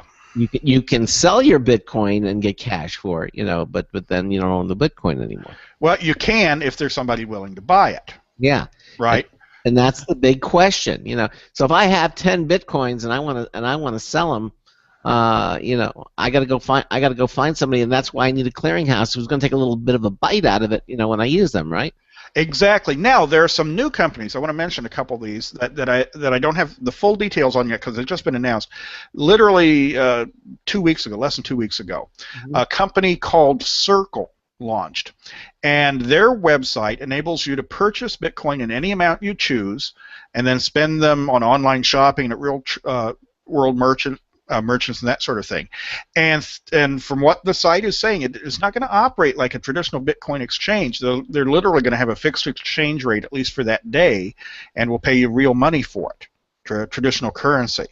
And they're not going to charge fees or anything like that. In addition, like a couple days after that. You probably know the name Halsey Minor, the guy who founded CNET, the CNET network. He launched a Bitcoin market called BitReserve. And what he's doing is, even though you will trade in Bitcoin, you'll say, I want to buy Bitcoin or sell Bitcoin, he's actually going to hold the reserve in real-world currencies, like dollars, euros, or whatnot. So that should give more security to the holdings than, say, Mt. Gox had, which were holding it all virtually in Bitcoin. So he's backing up Bitcoin with real currency? That is what he is saying, yes. Well, and that would bring, I think, some stabilization to it. Yeah, the goal is to have a little bit more security and less volatility behind it. But obviously, you need someone with deep pockets to do that, and obviously he has the wherewithal to do that. And we don't know who's backing him also. I mean, Charles actually intimated some of this when we talked last month just briefly about this, that you're going to see some real-world financial institutions start getting into this. I mean, we're already seeing it with some of the hedge funds, some of the venture capitalist guys getting into it. I think that as the traditional money guys start seeing the potential here, well, I mean, start any way they can make money. I mean, they start salivating like Pavlov's dogs. They're going to say, hey, let's get into Bitcoin. Let's see how we can invest in this and start making money off of it. All right. Well, we got I think a few more minutes before the bottom of the hour. So anything else you want to tell us about Bitcoin or? Well, the question here is, should you, me, whoever listening, be thinking about dealing with Bitcoin? And I think we've already answered this question. It depends on what your aversion to risk is.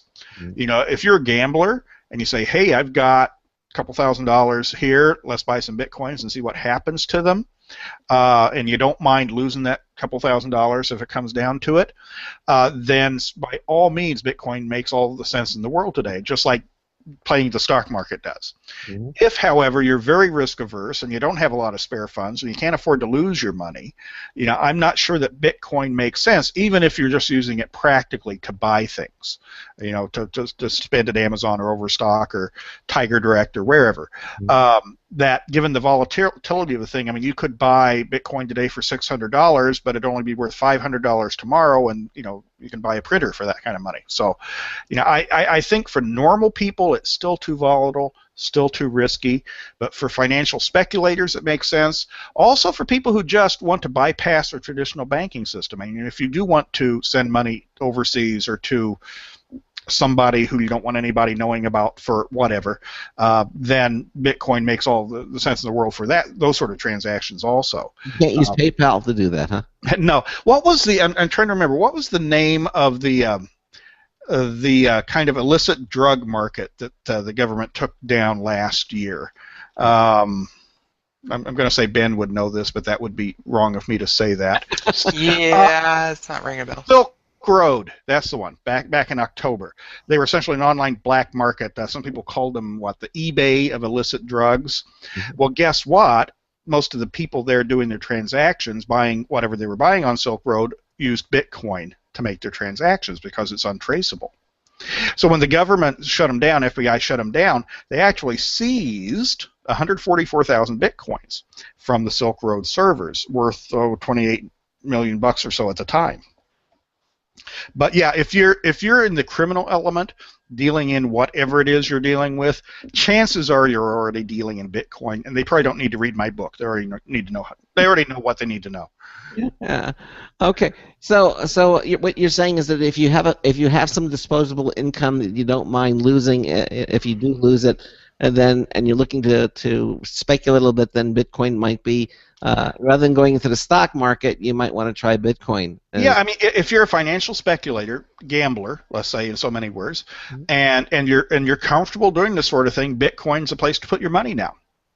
And it's certainly over the, yes, it's had ups and downs, but the overall trend has been a hockey stick chart over the past 2 years.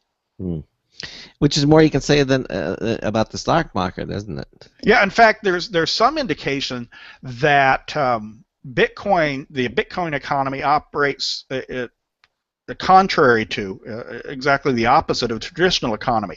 That when there's bad news out there in the economic world, in the financial world, that's when we see an uptick in Bitcoin prices. Best example of that is when Greece had their latest, not their only, but their latest economic crisis, where they actually, took some of the money out of the banks in Greece. Bitcoin went up like 20% over the course of those couple of weeks. Why is that? Because it's not tied to the world currencies. It really is the contrary currency. That, whatever bad is out there happening in the world, it doesn't have any effect at all on Bitcoin. Do you think people in Greece were buying Bitcoin? No, not necessarily, but, the way people react to bad economic news. Mm-hmm. Say, oh, my word, the dollar is failing. Well, let's buy Bitcoin then. Almost an alternative to the people who are hoarding gold, every day. Well, yeah, that's the other thing. Because if... Well, gold though is fluctuating. I remember when gold was a fraction of what it is today. It seems to be going much higher than I remember it used to be. But the one thing about gold though and other precious metals or gems is that at the very least there's something physical that has some value because of that physicality. You can take gold and make pretty jewelry out of it. Worst comes to worst, you can use your gold to do that, or use it in electronic circuits because it's a good conductor. Whereas, other things like Bitcoin, it has no intrinsic value. It's just numbers out there. So you can't do anything with it other than trade it as money or currency. Well, it's yet another alternative now that wasn't around a few years ago that's now becoming available, and for people to speculate in, as I see it at this point. And so again, if you have disposable income that you're looking to invest something and you don't mind if you lose it, it's or you can just go to Vegas. Well, I've always said that the stock market and other financial speculation is just legalized gambling. Yeah. It really is. Although legalized, I guess that some people know how to work the system, where I'm not sure you can work against the Las Vegas system successfully. I understand that in certain places in Vegas now, hotels are actually accepting Bitcoin. Yeah, I have heard that also. Yeah. At the end of the book, I'm going to have a chapter. Well, and it's a changing thing. I mean, literally, it varies day to day in terms of who's accepting the stuff. I think you'll have to go to Vegas, Mike, just to check that out. Well, that's another place just to lose my money. More research, Yeah. I'm here now because I'm checking out Bitcoin for the book. Exactly. All right. Well, there it is. Again, Bitcoin. It's totally up to you. It's good that we finally had a show that kind of explains it and explains it well. So now we can finally say, what is Bitcoin? Go back to the show. Yeah, listen to the May 30th show with Mike Miller, and again, the book is going to be coming out, and as you get closer to the book, I'm sure as you're on the show, you can kind of give us updates as to that definitely will. But for those of you listening to the show in the future, note the price of Bitcoin today on May 30th, 2014, is $610. Okay. So when you're listening to this a month from now or 2 months from now or a year from now, compare it to $610 and just see whether it was a really good investment or a bust. Because we don't know right now as we're talking. We have no idea what it's going to do. Now, my last question to you is, will they be able to buy your book on Bitcoin with Bitcoin? That would be up to my publisher or up to Amazon. I mean, the book will be sold on Amazon. So if Amazon's taking Bitcoin there, you're good to go. Yeah. I think there it is. Okay, and what do you think the book's going to sell for? That's a good question. I'm guessing around $25-$30, which would be 1/100th of a Bitcoin. No, 1/10 of a Bitcoin. No, 1/20th of a Bitcoin, I guess. At today's rate. At today's rate. Right. But which might change. It might go up. Yeah. That's it. Okay. Well, there it is. And as I said, it's certainly not over, and we'll continue to talk about this when Mike comes back, and of course Charles comes back, and of course if something newsworthy happens, we'll keep reporting on it here at Computer America. So, we're definitely in the very, very early days of this. I mean, the Bitcoin itself as a concept didn't exist until the end of 2008. Yeah. So we're very, very new in this. Yeah. Very new, exactly. All right. Well, here's what I want to do. We're going to kind of shift gears and talk about some of the other things that we had suggested. I know, as you said, you've got some new books that are coming out, and let's talk a little bit now. You've just published one on The Idiot's Guide to Microsoft Excel, and you also have My eBay for Seniors. Let's talk a little bit about My eBay for Seniors. What is someone expecting to find in My eBay for Seniors that what value are you going to offer people with this book? Well, if you are a senior, which would be the target market for this book, it's going to help you both buy and sell safely and comfortably on eBay. If you're a senior, eBay can be a source of a lot of great bargains. If you know how to play the system, not only through auctions, but also from traditional fixed price sales. In addition, it's a great place to sell your stuff. I mean, seniors do a lot of by the time you get to be 50, 60, 70 years old, you've accumulated a lot of stuff. I can tell you, I'm 56 years old. I got stuff here, I got stuff there, I don't know what to do with. And as your kids, flee the nest, as you move into, a smaller home or a nursing home or whatnot, downsizing is a big deal. And eBay's a great way to downsize and get rid of some of your old stuff and make some good money off of it. Okay, and that's what people can expect to find in your book? Yeah, I mean, it's basic eBay stuff. I mean, whether you're a senior or a junior or somewhere in between, using eBay is using eBay. But in terms of, the sort of things that seniors buy or sell and the way that they would want to handle the transactions, we specifically geared the coverage to that market, to those people. Okay, and this book is available now, or is just coming out? Yeah, it's just out. I saw it at a Barnes & Noble here up in the Twin Cities a couple days ago, so I was very pleased to see that. So they're out there in the wild now. In the wild. Yes. How many pages is it, and what's it selling for? Oh, I'm going to have to put on my glasses to read that. But it sells for, what is it, $24.95? No, yeah, $24.99 in the U.S., $25.99 if you're a Canadian. Well, not if you're Canadian, but if you're buying it in Canada. Can they get it on eBay? Yeah, I haven't looked, but typically the day it goes on sale, you can find them on eBay. It's about a 300-page book or so. Nice 4-color book, large type, big pictures. That's the other thing.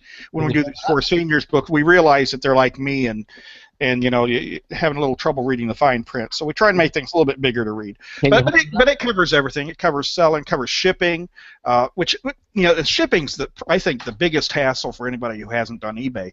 Actually selling the stuff on eBay is relatively easy. eBay's made it easy, but then what do you do after you sell it? And doing the shipping thing is foreign to a lot of people. So we've spent a lot of time covering that. Can you hold it up so we can see the book? Yep. Exactly. There it is. There we go. If you're online, you can read that. My eBay for seniors. There it is. Mm-hmm. Okay, you can see what it looks like. It looks really good.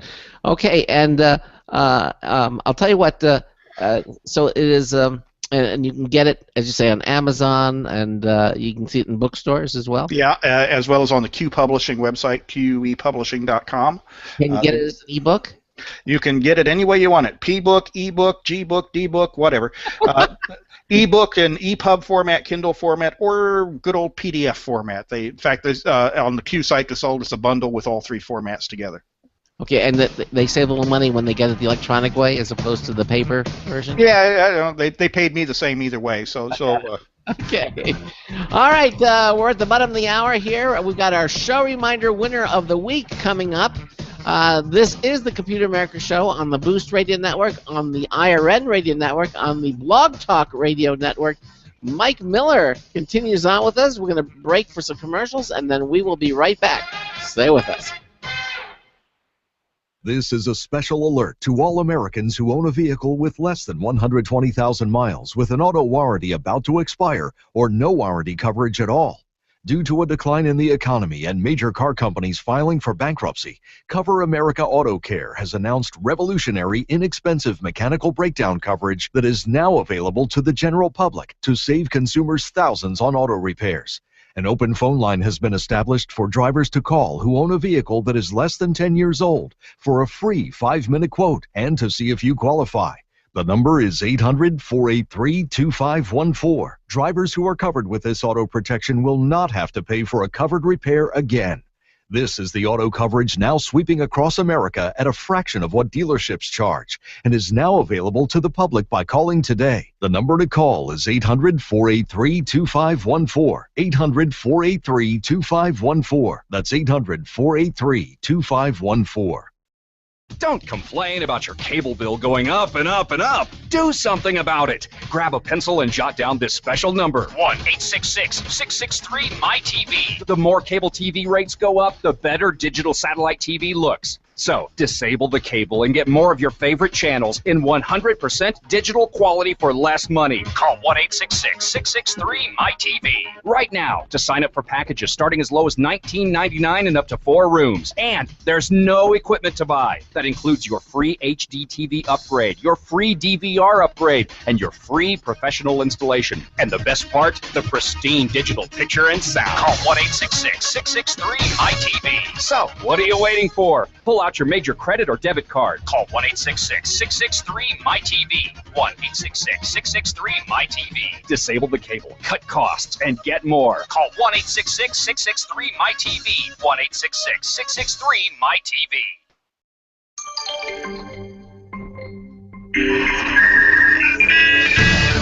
Hi, this is Marty Winston for Computer America with a News Tips Bulletin review of Audio-Technica ATH M20X headphones.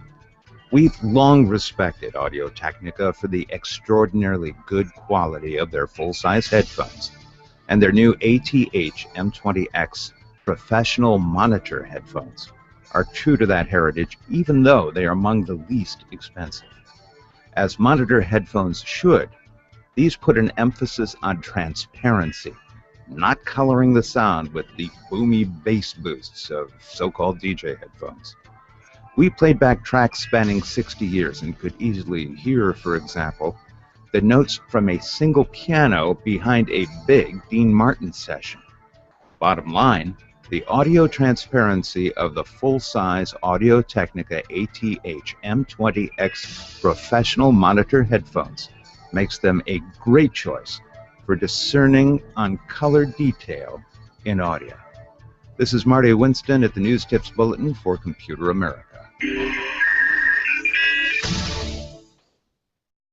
Welcome back to the Computer America Show. It's 33 minutes past the bottom of the hour. And, no, past the hour. There we go. And we have Michael Miller with us. And before I forget, because I know we have done it in every past Friday show that I have been on recently, we have forgot to announce the show reminder winner of the week. But we're not going to forget it tonight. But we're not going to forget. So, with that being said, we're going to continue on with the rest of our show, and then we're going to forget about it later. Just kidding, we're probably going to say it now. So. Okay. All right. So let's. Mike, of course, being the musical expert here, he's going to have the digital drums as we make the announcement. So let's do it. And this week's show reminder winner is Paul Alvarado. Paul Alvarado, congratulations. You're this week's show reminder winner. Paul wins the Logitech Wireless Rechargeable Touchpad T650. Okay. It's valued at $80, $79.99. So congratulations to you, Paul. We'll get those out to you right away. And don't forget to participate in all of our contests here at Computer America. Just go to our contest page. It's under the first pull-down menu, easy to find. And it'll take you to our contest page where you can see all of our contests. We have our show reminder winner of the week. We've got our Logitech contest. Enter in all of our contests at computeramerica.com. They're all free. There's no obligation, and they're all private. We give your contact info out to no one. Okay. Once we get it, we throw it all away and we start over again, except for the show reminder winner because we want you to get the show reminder every week. But the point is, it's all private. And we guarantee that. And if you have, the only time we give out your contact info to the is if you're a winner. So they have to mail you your prize. We'll give them your contact info. Other than that, it's just all private. So head over to computeramerica.com, enter in all of our contests. You'll have a lot of fun doing so. And, you know, who knows? You might win something really, really nice, just like Paul Alvarado did this week. Okay. Michael Miller is our guest for this hour. And we are talking everything from Bitcoin. We spent most of the show talking about Bitcoin, but now we're going over to some of the other things that he's done. He's like his My eBay for Seniors is one of his books, and also I want to talk about this article that you wrote on the new 4th generation Google Chromebooks just hitting the market. Can we talk a little bit about that? Yeah, we've talked about Chromebooks before on the show. I'm a big fan. I've written a couple books about Chromebook books. And I love the computers. They're small, they're thin, they're lightweight, they're very fast, they boot up fast, they're low priced, which is probably the big appeal to them, and they don't run Windows, which is probably why they can do all those other things, because they don't have all the legacy to support and whatnot. Chromebooks don't have hard drives, they don't have CD drives, they're web-based, really. And they are the hottest low-priced notebooks out there. They're the leading notebooks under $300, probably under $400 these days. They're being adopted in very big numbers in the education market. I think they're up to 10,000 schools now using Chromebooks, and they're really eating into Microsoft's share of the education market. Schools are really doing a big thing on them. So anyway, for the past couple of years, you've been able to get Chromebooks, the 3rd generation Chromebooks from Samsung and from Asus, I believe, for $199 to $249 or so. And they're good machines, but they're now about 1.5 years old. So about a month or so ago, Google announced the 4th generation of Chromebooks, which some of them are available now, some will be available sometime between now and the fall, using new generations of Intel chips as opposed to some of the ARM chips that they were using before. Like Bay-Trail or something? Now some of the lower price ones will still use Haswell. The current 3rd generation uses Haswell, but the newer ones, well, most of them will be using either the Bay-Trail or even the Core i3 on some of the higher price ones to run even faster. You know, the Bay-Trail has the advantage of it's really, giving you more battery life, a little bit more power, and being lighter also. The new Chromebooks are about 10-15% lighter than the current models. Wow. Okay. Any favorites that come to mind that you like? Well, I haven't really seen them out on the market, but here's what's happening in the 3rd generation okay, everything was kind of the same. They were all 11.6-inch screens. They all had the same amount of memory. They were kind of clones of each other. What's happening now in the fourth generation is because we are getting companies like Dell and Lenovo and Toshiba into the market, that we're seeing a lot more variety. So now, if that 11.6-inch screen isn't big enough, you can buy a 13.3-inch from Toshiba, or from, I believe HP has a 13.3-inch also. If you want a little bit more power, some of them have more storage, some of them have more RAM, some of them are using the i3 chip as opposed to the Bay Trail chip, so you've got a lot more variety to choose from. Unfortunately, I think the pricing is going up a little bit. I don't know anybody who at this point in time has a 199 model. And that was a big part of the market before. I think the lowest price model I'm seeing is Asus having a 249 model in the new fourth generation. But we're seeing pricing now up to 349 or even a little bit more from Lenovo and some of the other companies. So I'm not sure that's a good thing, but in terms of what you can get on these machines, they're, if you want something that's just really cheap and stripped down, you can get that. If you want something a little bit better build quality, you can get that from Lenovo or from Dell, or even, I actually kind of like the Toshiba out there, but there's just going to be more variety out there. They're going to be a little bit better performing and just a lot more choices than what we've had in the past. Well, that's always a good thing, right? I think so. I think so. It really kind of shows that they're in the mainstream. I mean, basically, for a year or so, Samsung kind of had the market to themselves. And the Samsung Chromebook, their original third generation model, was the best-selling computer for 2 Christmases running, period. Wow. Best-selling computer model, period, for 2 Christmases running.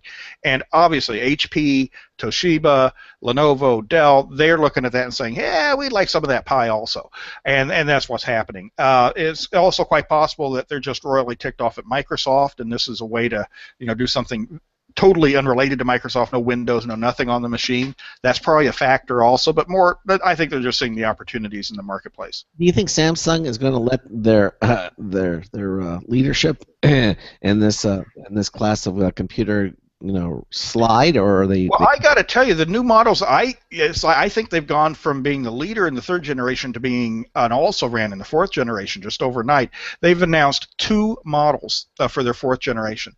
One is their highest price one has a 13.3-inch screen, so it's a bigger screen with higher resolution, with 4 gigabytes of RAM instead of the 2 found in most of them, and they're pricing it at $399. I mean, that's not a $249 machine, that's a $399 machine. I think that's ridiculous. Their lowest price model, which is 11.6-inch, is priced at $319. Wow. So, I mean, these other companies are out there going to be undercutting them. And I think I don't understand them. It's like they had the perfect machine for the market for 2 years running, and then they come out and produce something that is the antithetical to it, just totally opposite of what everybody liked about that first one. So I think Samsung might be shooting themselves in the foot. But guess what? Everybody else is out there to take their place, if that's the case. Yeah, well, I mean, I guess we'll have to see. I mean, Lenovo's even getting to it. They've got a couple of they've got a 279 model and a 329 model with a touchscreen display. Okay, they also have, how they've got the kind of folding convertible thing, the hinge display, their yoga display, I think they call it. Well, they're doing a yoga Chromebook. Oh, that's Bay Trail, I think, is what they're using in that one. $349 for the I think 11.6-inch screen on that one. Well, that's nice because they do make some really nice computers, and that might be one worth paying a little bit more for, for that design. Yeah, because I know a lot of people who purchased them have nothing but really good things to say about them. Yeah, and here I got to mention just one other interesting thing out there. I mean, we've been talking about Chromebooks as notebook computers, right? Well, there are also desktop versions out there. HP has what they call a Chromebox that they're releasing, which is essentially, I mean, a thing that looks like a little Apple TV box, like a paperback book size, which can be a desktop PC unit. Just plug in your monitor and keyboard, you're ready to go. The Chromebox, I think, is going to sell for around $300 or so. And then, to me, the real interesting one is LG, who I don't know them as a computer manufacturer, but they make good refrigerators. They're selling an all-in-one desktop unit called the Chrome Base with a 21.5-inch monitor, all built into a single unit, an all-in-one model for $349. That sounds intriguing. That has some appeal to it, I think. Yeah, all-in-ones are huge. We just had Intel on the show this a couple of weeks ago talking about all-in-ones and how that particular SKU is just doing extremely well. I mean, I've loved all-in-ones ever since I got my iMac and gave up the old Mac Tower. I absolutely love the all-in-ones. I mean, I can do anything and everything that I could do with those, and that I would do with those, because I can't remember the last time I had to plug a card into my computer, which was an advantage to the Tower, and I get rid of the box and I have everything, and I have all the power and all the connectivity. All-in-ones are really, really nice. Yeah, and now we're talking about a Chromebook all-in-one running the Chrome OS, not Windows. $349. That seems like a good deal to me. And how big is the monitor on that one again? 21.5. Very nice. Yeah. I think that's probably the precursor we might see. 21.5, 27-inch Chromebooks that sit on top of the desk. As a desktop unit. And you mentioned you had Intel on the show recently, and these are all, with the exception of the Samsung models, these are all Intel-based Chromebooks. Wow. So Intel was behind some of the Chromebooks before. They weren't behind the Samsung, of course. But with Samsung, look, at least the way I'm looking at it, moving into the background here, and everybody else moving into the foreground, Intel stands to benefit. Yeah, big time. And these are all for sure Chrome, Chromebooks and Chrome products. Because I remember a while ago there were netbooks and net-based computers, stuff like that, but they were all running versions of Android. Everything that we're talking about tonight is run on Chrome. Yep, everything's running Chrome OS. Okay. And Chrome OS, if you used Chrome OS 2 years ago or 3 years ago when it first came out and hated it like most people did, the Chrome OS today is a lot better. The original Chrome OS was basically just a browser. That's all it was. Yeah. The new Chrome OS looks more like Windows than Windows does today. It has a desktop, which you can customize. It has a taskbar. They call it an apps launcher, but it's a taskbar.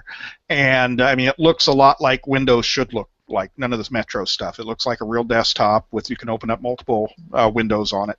And so, you're going to be comfortable using Chrome OS. The only thing is, you got to have an internet connection. Yes. It's a web-based operating system. If you're out there in the middle of Idaho and you don't have an internet connection, don't buy a Chromebook. But other than that, internet connections are everywhere these days. Well, with the latest version of the Chrome OS, though, one of the things that they've added is that you can do some additional things that you that are offline that you couldn't before. You had to be online. That was it. Now at least you can do some things. You can do some things, but given that it's built as a cloud operating system with cloud-based apps, and especially with cloud-based storage, remember, these things don't have hard drives. They're like a tablet in terms of having a limited amount of solid-state storage on them. Really you're going to be doing all your work in the cloud, and if you can't get to the cloud, it's going to be a little difficult. Now, but the desktop versions, you can plug in external hard drives right to them, and I don't know. When I wrote my last Chromebook book about a year ago on the 3rd generation models, you couldn't use external hard drives. Okay. The Chrome operating system was not built for that. You could use a USB drive. Yeah. But I tried several different models of external hard drives, and it just wouldn't work. According to the specs, it wouldn't work also, but I thought, what the heck, give it a try. And no, they're really not built for that. Well, maybe this 4th generation we'll start seeing some of that. It's a function of the operating system rather than of the hardware. So, unless Google has changed their mind about what they think a Chromebook is, then probably not. Okay. All right. Any other words on that before we move on to the next topic? If you're in the market for a notebook PC and you just do normal stuff, Facebook, Twitter, email, etc., web browsing, definitely consider a Chromebook. You will be shocked at how fast these things are, how fast they boot up, and how relatively bug-free they are. Compared to a Windows PC, they're pretty stable. Yeah. Well, I know you're less trash talking Windows now than you used to with the 8.1 update. They've added so many more things that you've liked. I know you hated Windows 8, so I know you're coming around a little bit to it, and you've actually published a book called the Top 100 Windows 8.1 Apps. Windows apps. Oh yeah, I still hate Windows 8, but I'll write a book about it. That's I'm a whore. It's okay. I'm comfortable with that. You told me you like the Windows 8.1 update. You said well, I think they're moving steps back into the right direction. I mean, what Windows has to do and what they will do with Windows 9, from everything we've heard, is give desktop users the desktop back. Something they should never have taken away. I mean, the whole Metro thing's nice if you want to use it, but don't take away the desktop, because that's what we need. So the desktop is coming back, should be coming back in Windows 9. But if you are using Windows 8 or Windows 8.1 in the Metro or the modern interface, as they call it, with the tiles and the touch screen and all that, well, then it's a lot like using a tablet. And what do you run on your tablet? You run a lot of apps on your tablet, right? Well, there are a lot of Windows 8 apps written for Windows 8 computers and tablets like the Surface, available in the Windows Store. So, what are the best apps? If you're looking for a travel app or a food app or a financial app, what are the best ones out there? And that's what I've done in this book. I've taken, I don't know, however many different categories, probably, it must be 100 different categories, I guess, because I named one best app in each category. So I divided the apps into 100 different categories and at least gave, my favorite app in each of the categories, as well as some honorable mentions in each of the categories. What was your favorite of all your favorites? That's just hard to say, because they all do different things. I mean, how do you compare a food and drink app to an exercise app or to stand out to you? Well, the best apps are the ones that really embraced the Metro interface, that weren't just ports of a desktop app or a website, that really embraced the tile interface, the tiles and the touch screen and all that. And quite honestly, in terms of that as a defining feature, some of Microsoft's own apps are really, really good. What they call the Bing apps, the Bing News app or the Bing Food and Drink app, are really very good apps. I mean, in several categories, I rewarded the best of categorization to the Microsoft app. I mean, not in all. I mean, like the Maps app kind of sucks, but the Food and Drink app is very, very good. The News app is probably the best news app out there. Certainly in terms of bringing in news from a lot of different sources. I mean, certainly CNN has an app and ABC News has an app and that sort of thing, and they're good apps. But the Microsoft, the Bing News app brings in news from a lot of different sources, also functions as a news reader, and it's really good. I mean, it's Microsoft. I guess they knew how the interface worked, and they've been using it enough. They knew how to do a good app. You sound surprised when you say well, that. Yeah, because Microsoft doesn't always get it right, especially the first time out. Yeah. And they don't get it right on everything. There are some cases where the Microsoft app just isn't that good, but there are better alternatives. And certainly, I'm looking for better alternatives. I mean, I'm not a slut for Microsoft here. You know that. But when they do something right, I'll point that out. Okay. All right, and then the other thing that you've written about is for the Microsoft Excel, Idiot's Guide to Microsoft Excel. It's a real book right there. Yeah. Why did you need to write another book on Excel? Because the publisher asked me to and gave me money. Well, I guess that sums it up. I wrote my first Excel book. I was trying to remember when. It probably was back in 1991 or so. So I wrote my first Excel book. So I've been writing about Excel forever. And so it was actually, but I hadn't written an Excel book in a decade or more. So it was kind of good to revisit the program. I use Excel every day, of course. And this is, as the name says, it's the Idiot's Guide. So it's kind of a beginning level guide. It's actually a nice book. The Idiots people, they're not idiot people, but they work for the Idiots company. I write most of my music books for them. So my Idiot's Guide to Music Theory and Music Composition are all for these folks. But they also do computer books. But they recently got acquired. The company got acquired by Dorling Kindersley, if anybody's familiar with them as a publisher. They do the big coffee table 4-color books. So they told the Idiots people, the Idiot's Guides people, to say, hey, we want you to do 4-color books now. And that doesn't work for everything, but for Excel, it really works good. I mean, it's a beautiful looking book. I don't know if you can see any of this here, but absolutely, lots of 4-color step-by-steps in it, and that works very well for learning how to use the spreadsheet program like that. And you kind of talk about the new features, for And there's actually in 2013 there are a lot of new features. I mean, Microsoft, it's not so much they've added more stuff that you can do, but they've added new ways to do it that are actually easier. And we talk a lot about these shortcuts and things in the book, and it really there's a lot of good stuff. If you haven't upgraded to Excel 2013 yet, you probably should. There's a lot of good stuff in it. And the 2013 version came out when? In 2013, I take it, or what? Yeah, it came out. Or was it late 2012, or was it last spring? Maybe in last spring. Okay, because the version they don't necessarily keep up with the year. It's right. It sort of kind of talks about the new version, so all of your books that we're talking about tonight, again, available at Amazon or Amazon, Barnes and Noble, any traditional bookstore ought to have them. Right. Or go to my website, although quite honestly my website is so outdated, I think it's got a picture of me in high school on it. But molehillgroup.com. I know that feeling. Yeah, I'm too busy writing books. I don't have time to do a website. So really, I need to trash it and build a new one from the ground up, and I just don't have the energy or the time to do that right now. So. Well, Ben's for hire. So I also don't have the money to hire some. I've got people. Oh, I'll be glad to do your website for you. And I go, no, will you do it for free? No. Well, okay, then you wouldn't be glad then, would you? Well, okay. So all of your books and these books that we talked about tonight, and of course, now the article on that you did. Where did that article appear? It actually hasn't been published yet. It's been written, but they haven't went live with it yet. So any day now, I'm expecting to see that one live.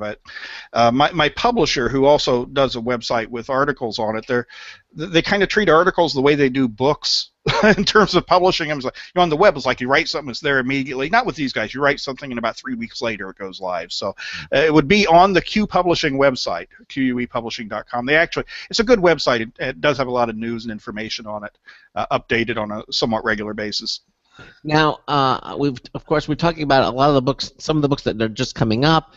We talked about the Bitcoin book, which probably won't be out to September. May I ask, what other things you have in the slot of the queue that? Right now, I've been working on this for the past, I think, 20 years, working on a Open Office textbook. A textbook about Open Office, and it's about done, but that'll be for the students this fall. 20 years?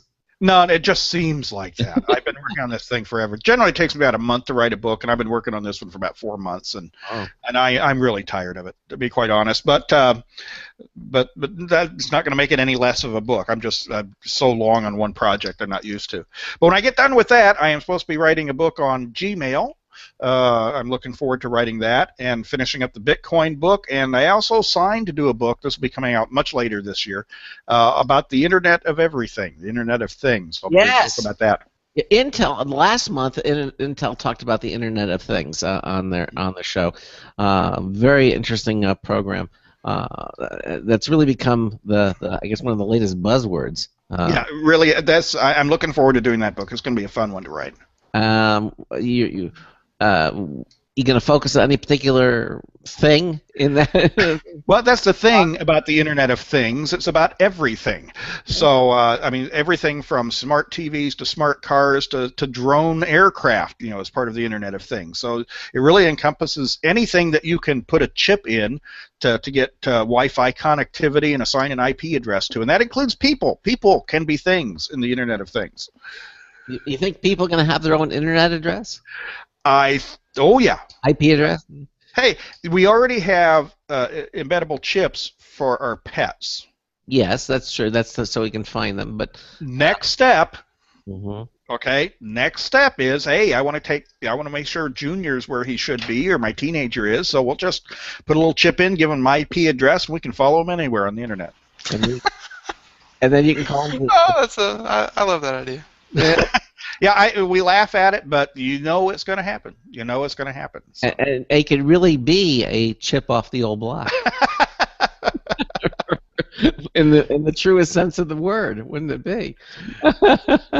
But I mean, you can give a car an IP address. You can give a toaster an IP address. You can give anything can have an IP address, and anything can have a Wi-Fi chip in it, and not necessarily that we will be talking to those things, but those things will be talking to each other to do smart things. Well, and that's why that's why IPv4 doesn't. We just ran the numbers. That's why we have to go to the IPv6. Right. We're having so many things now, just not computers, that they ran a number. So yeah. With the IPv6, I think we're in the trillions and trillions. I think we'll be fine. You never know with people, and then washing machines, and then phones, and then computers, and you might run out of numbers. Well, there can always be IPv7 or 8 or whatever, right? I guess just throw in another digit. I'm just saying, as soon as aliens show themselves, we're gonna need like IPv12. No telling how many of them there are. Well, listen, Mike, I want to thank you for being here on the show tonight. I want you to stay with us after we sign off. We'll do our after the show minute or so. That's where we have the after party online. The after party, yeah. So if you're watching us on our live streaming video, stay with us through the end of the show, and we'll do that. But again, Mike, thanks so much, and I guess we will see you in June. 60 seconds. June the 27th. When you'll Yep. More information. Coming up next week, we're going to have Monolithic Dome is going to join us. That they do dome homes, and they've been on the show before, and we're going to have them back on and talking about the latest in that technology of living in the modern world. And we live in one right here. We're in the Carolinas, and we really love it, don't we, Ben? Okay.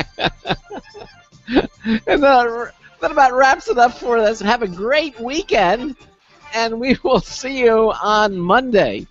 So until Monday night, this is Craig Crossman hoping that your hard disk never becomes floppy. Go catch a movie. Have a good time. We'll see you Monday night. Good night, everyone.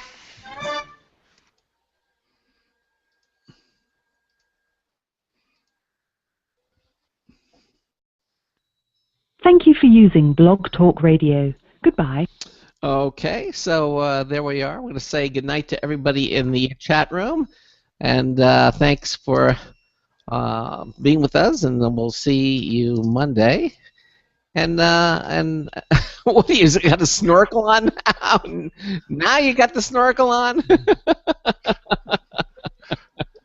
Okay. That works there. Yeah, and with the beach in the back. That's exactly all the fun stuff. We're going that deep in all of our news articles. Yeah. Yeah. All right. Well, Mike, enjoy the beach, and thanks, and we'll see you next month. Okay. All right. Take care, guys. Take care. Bye-bye. All right, and good night to everybody. And as we say, and we'll see you on Monday night. And here.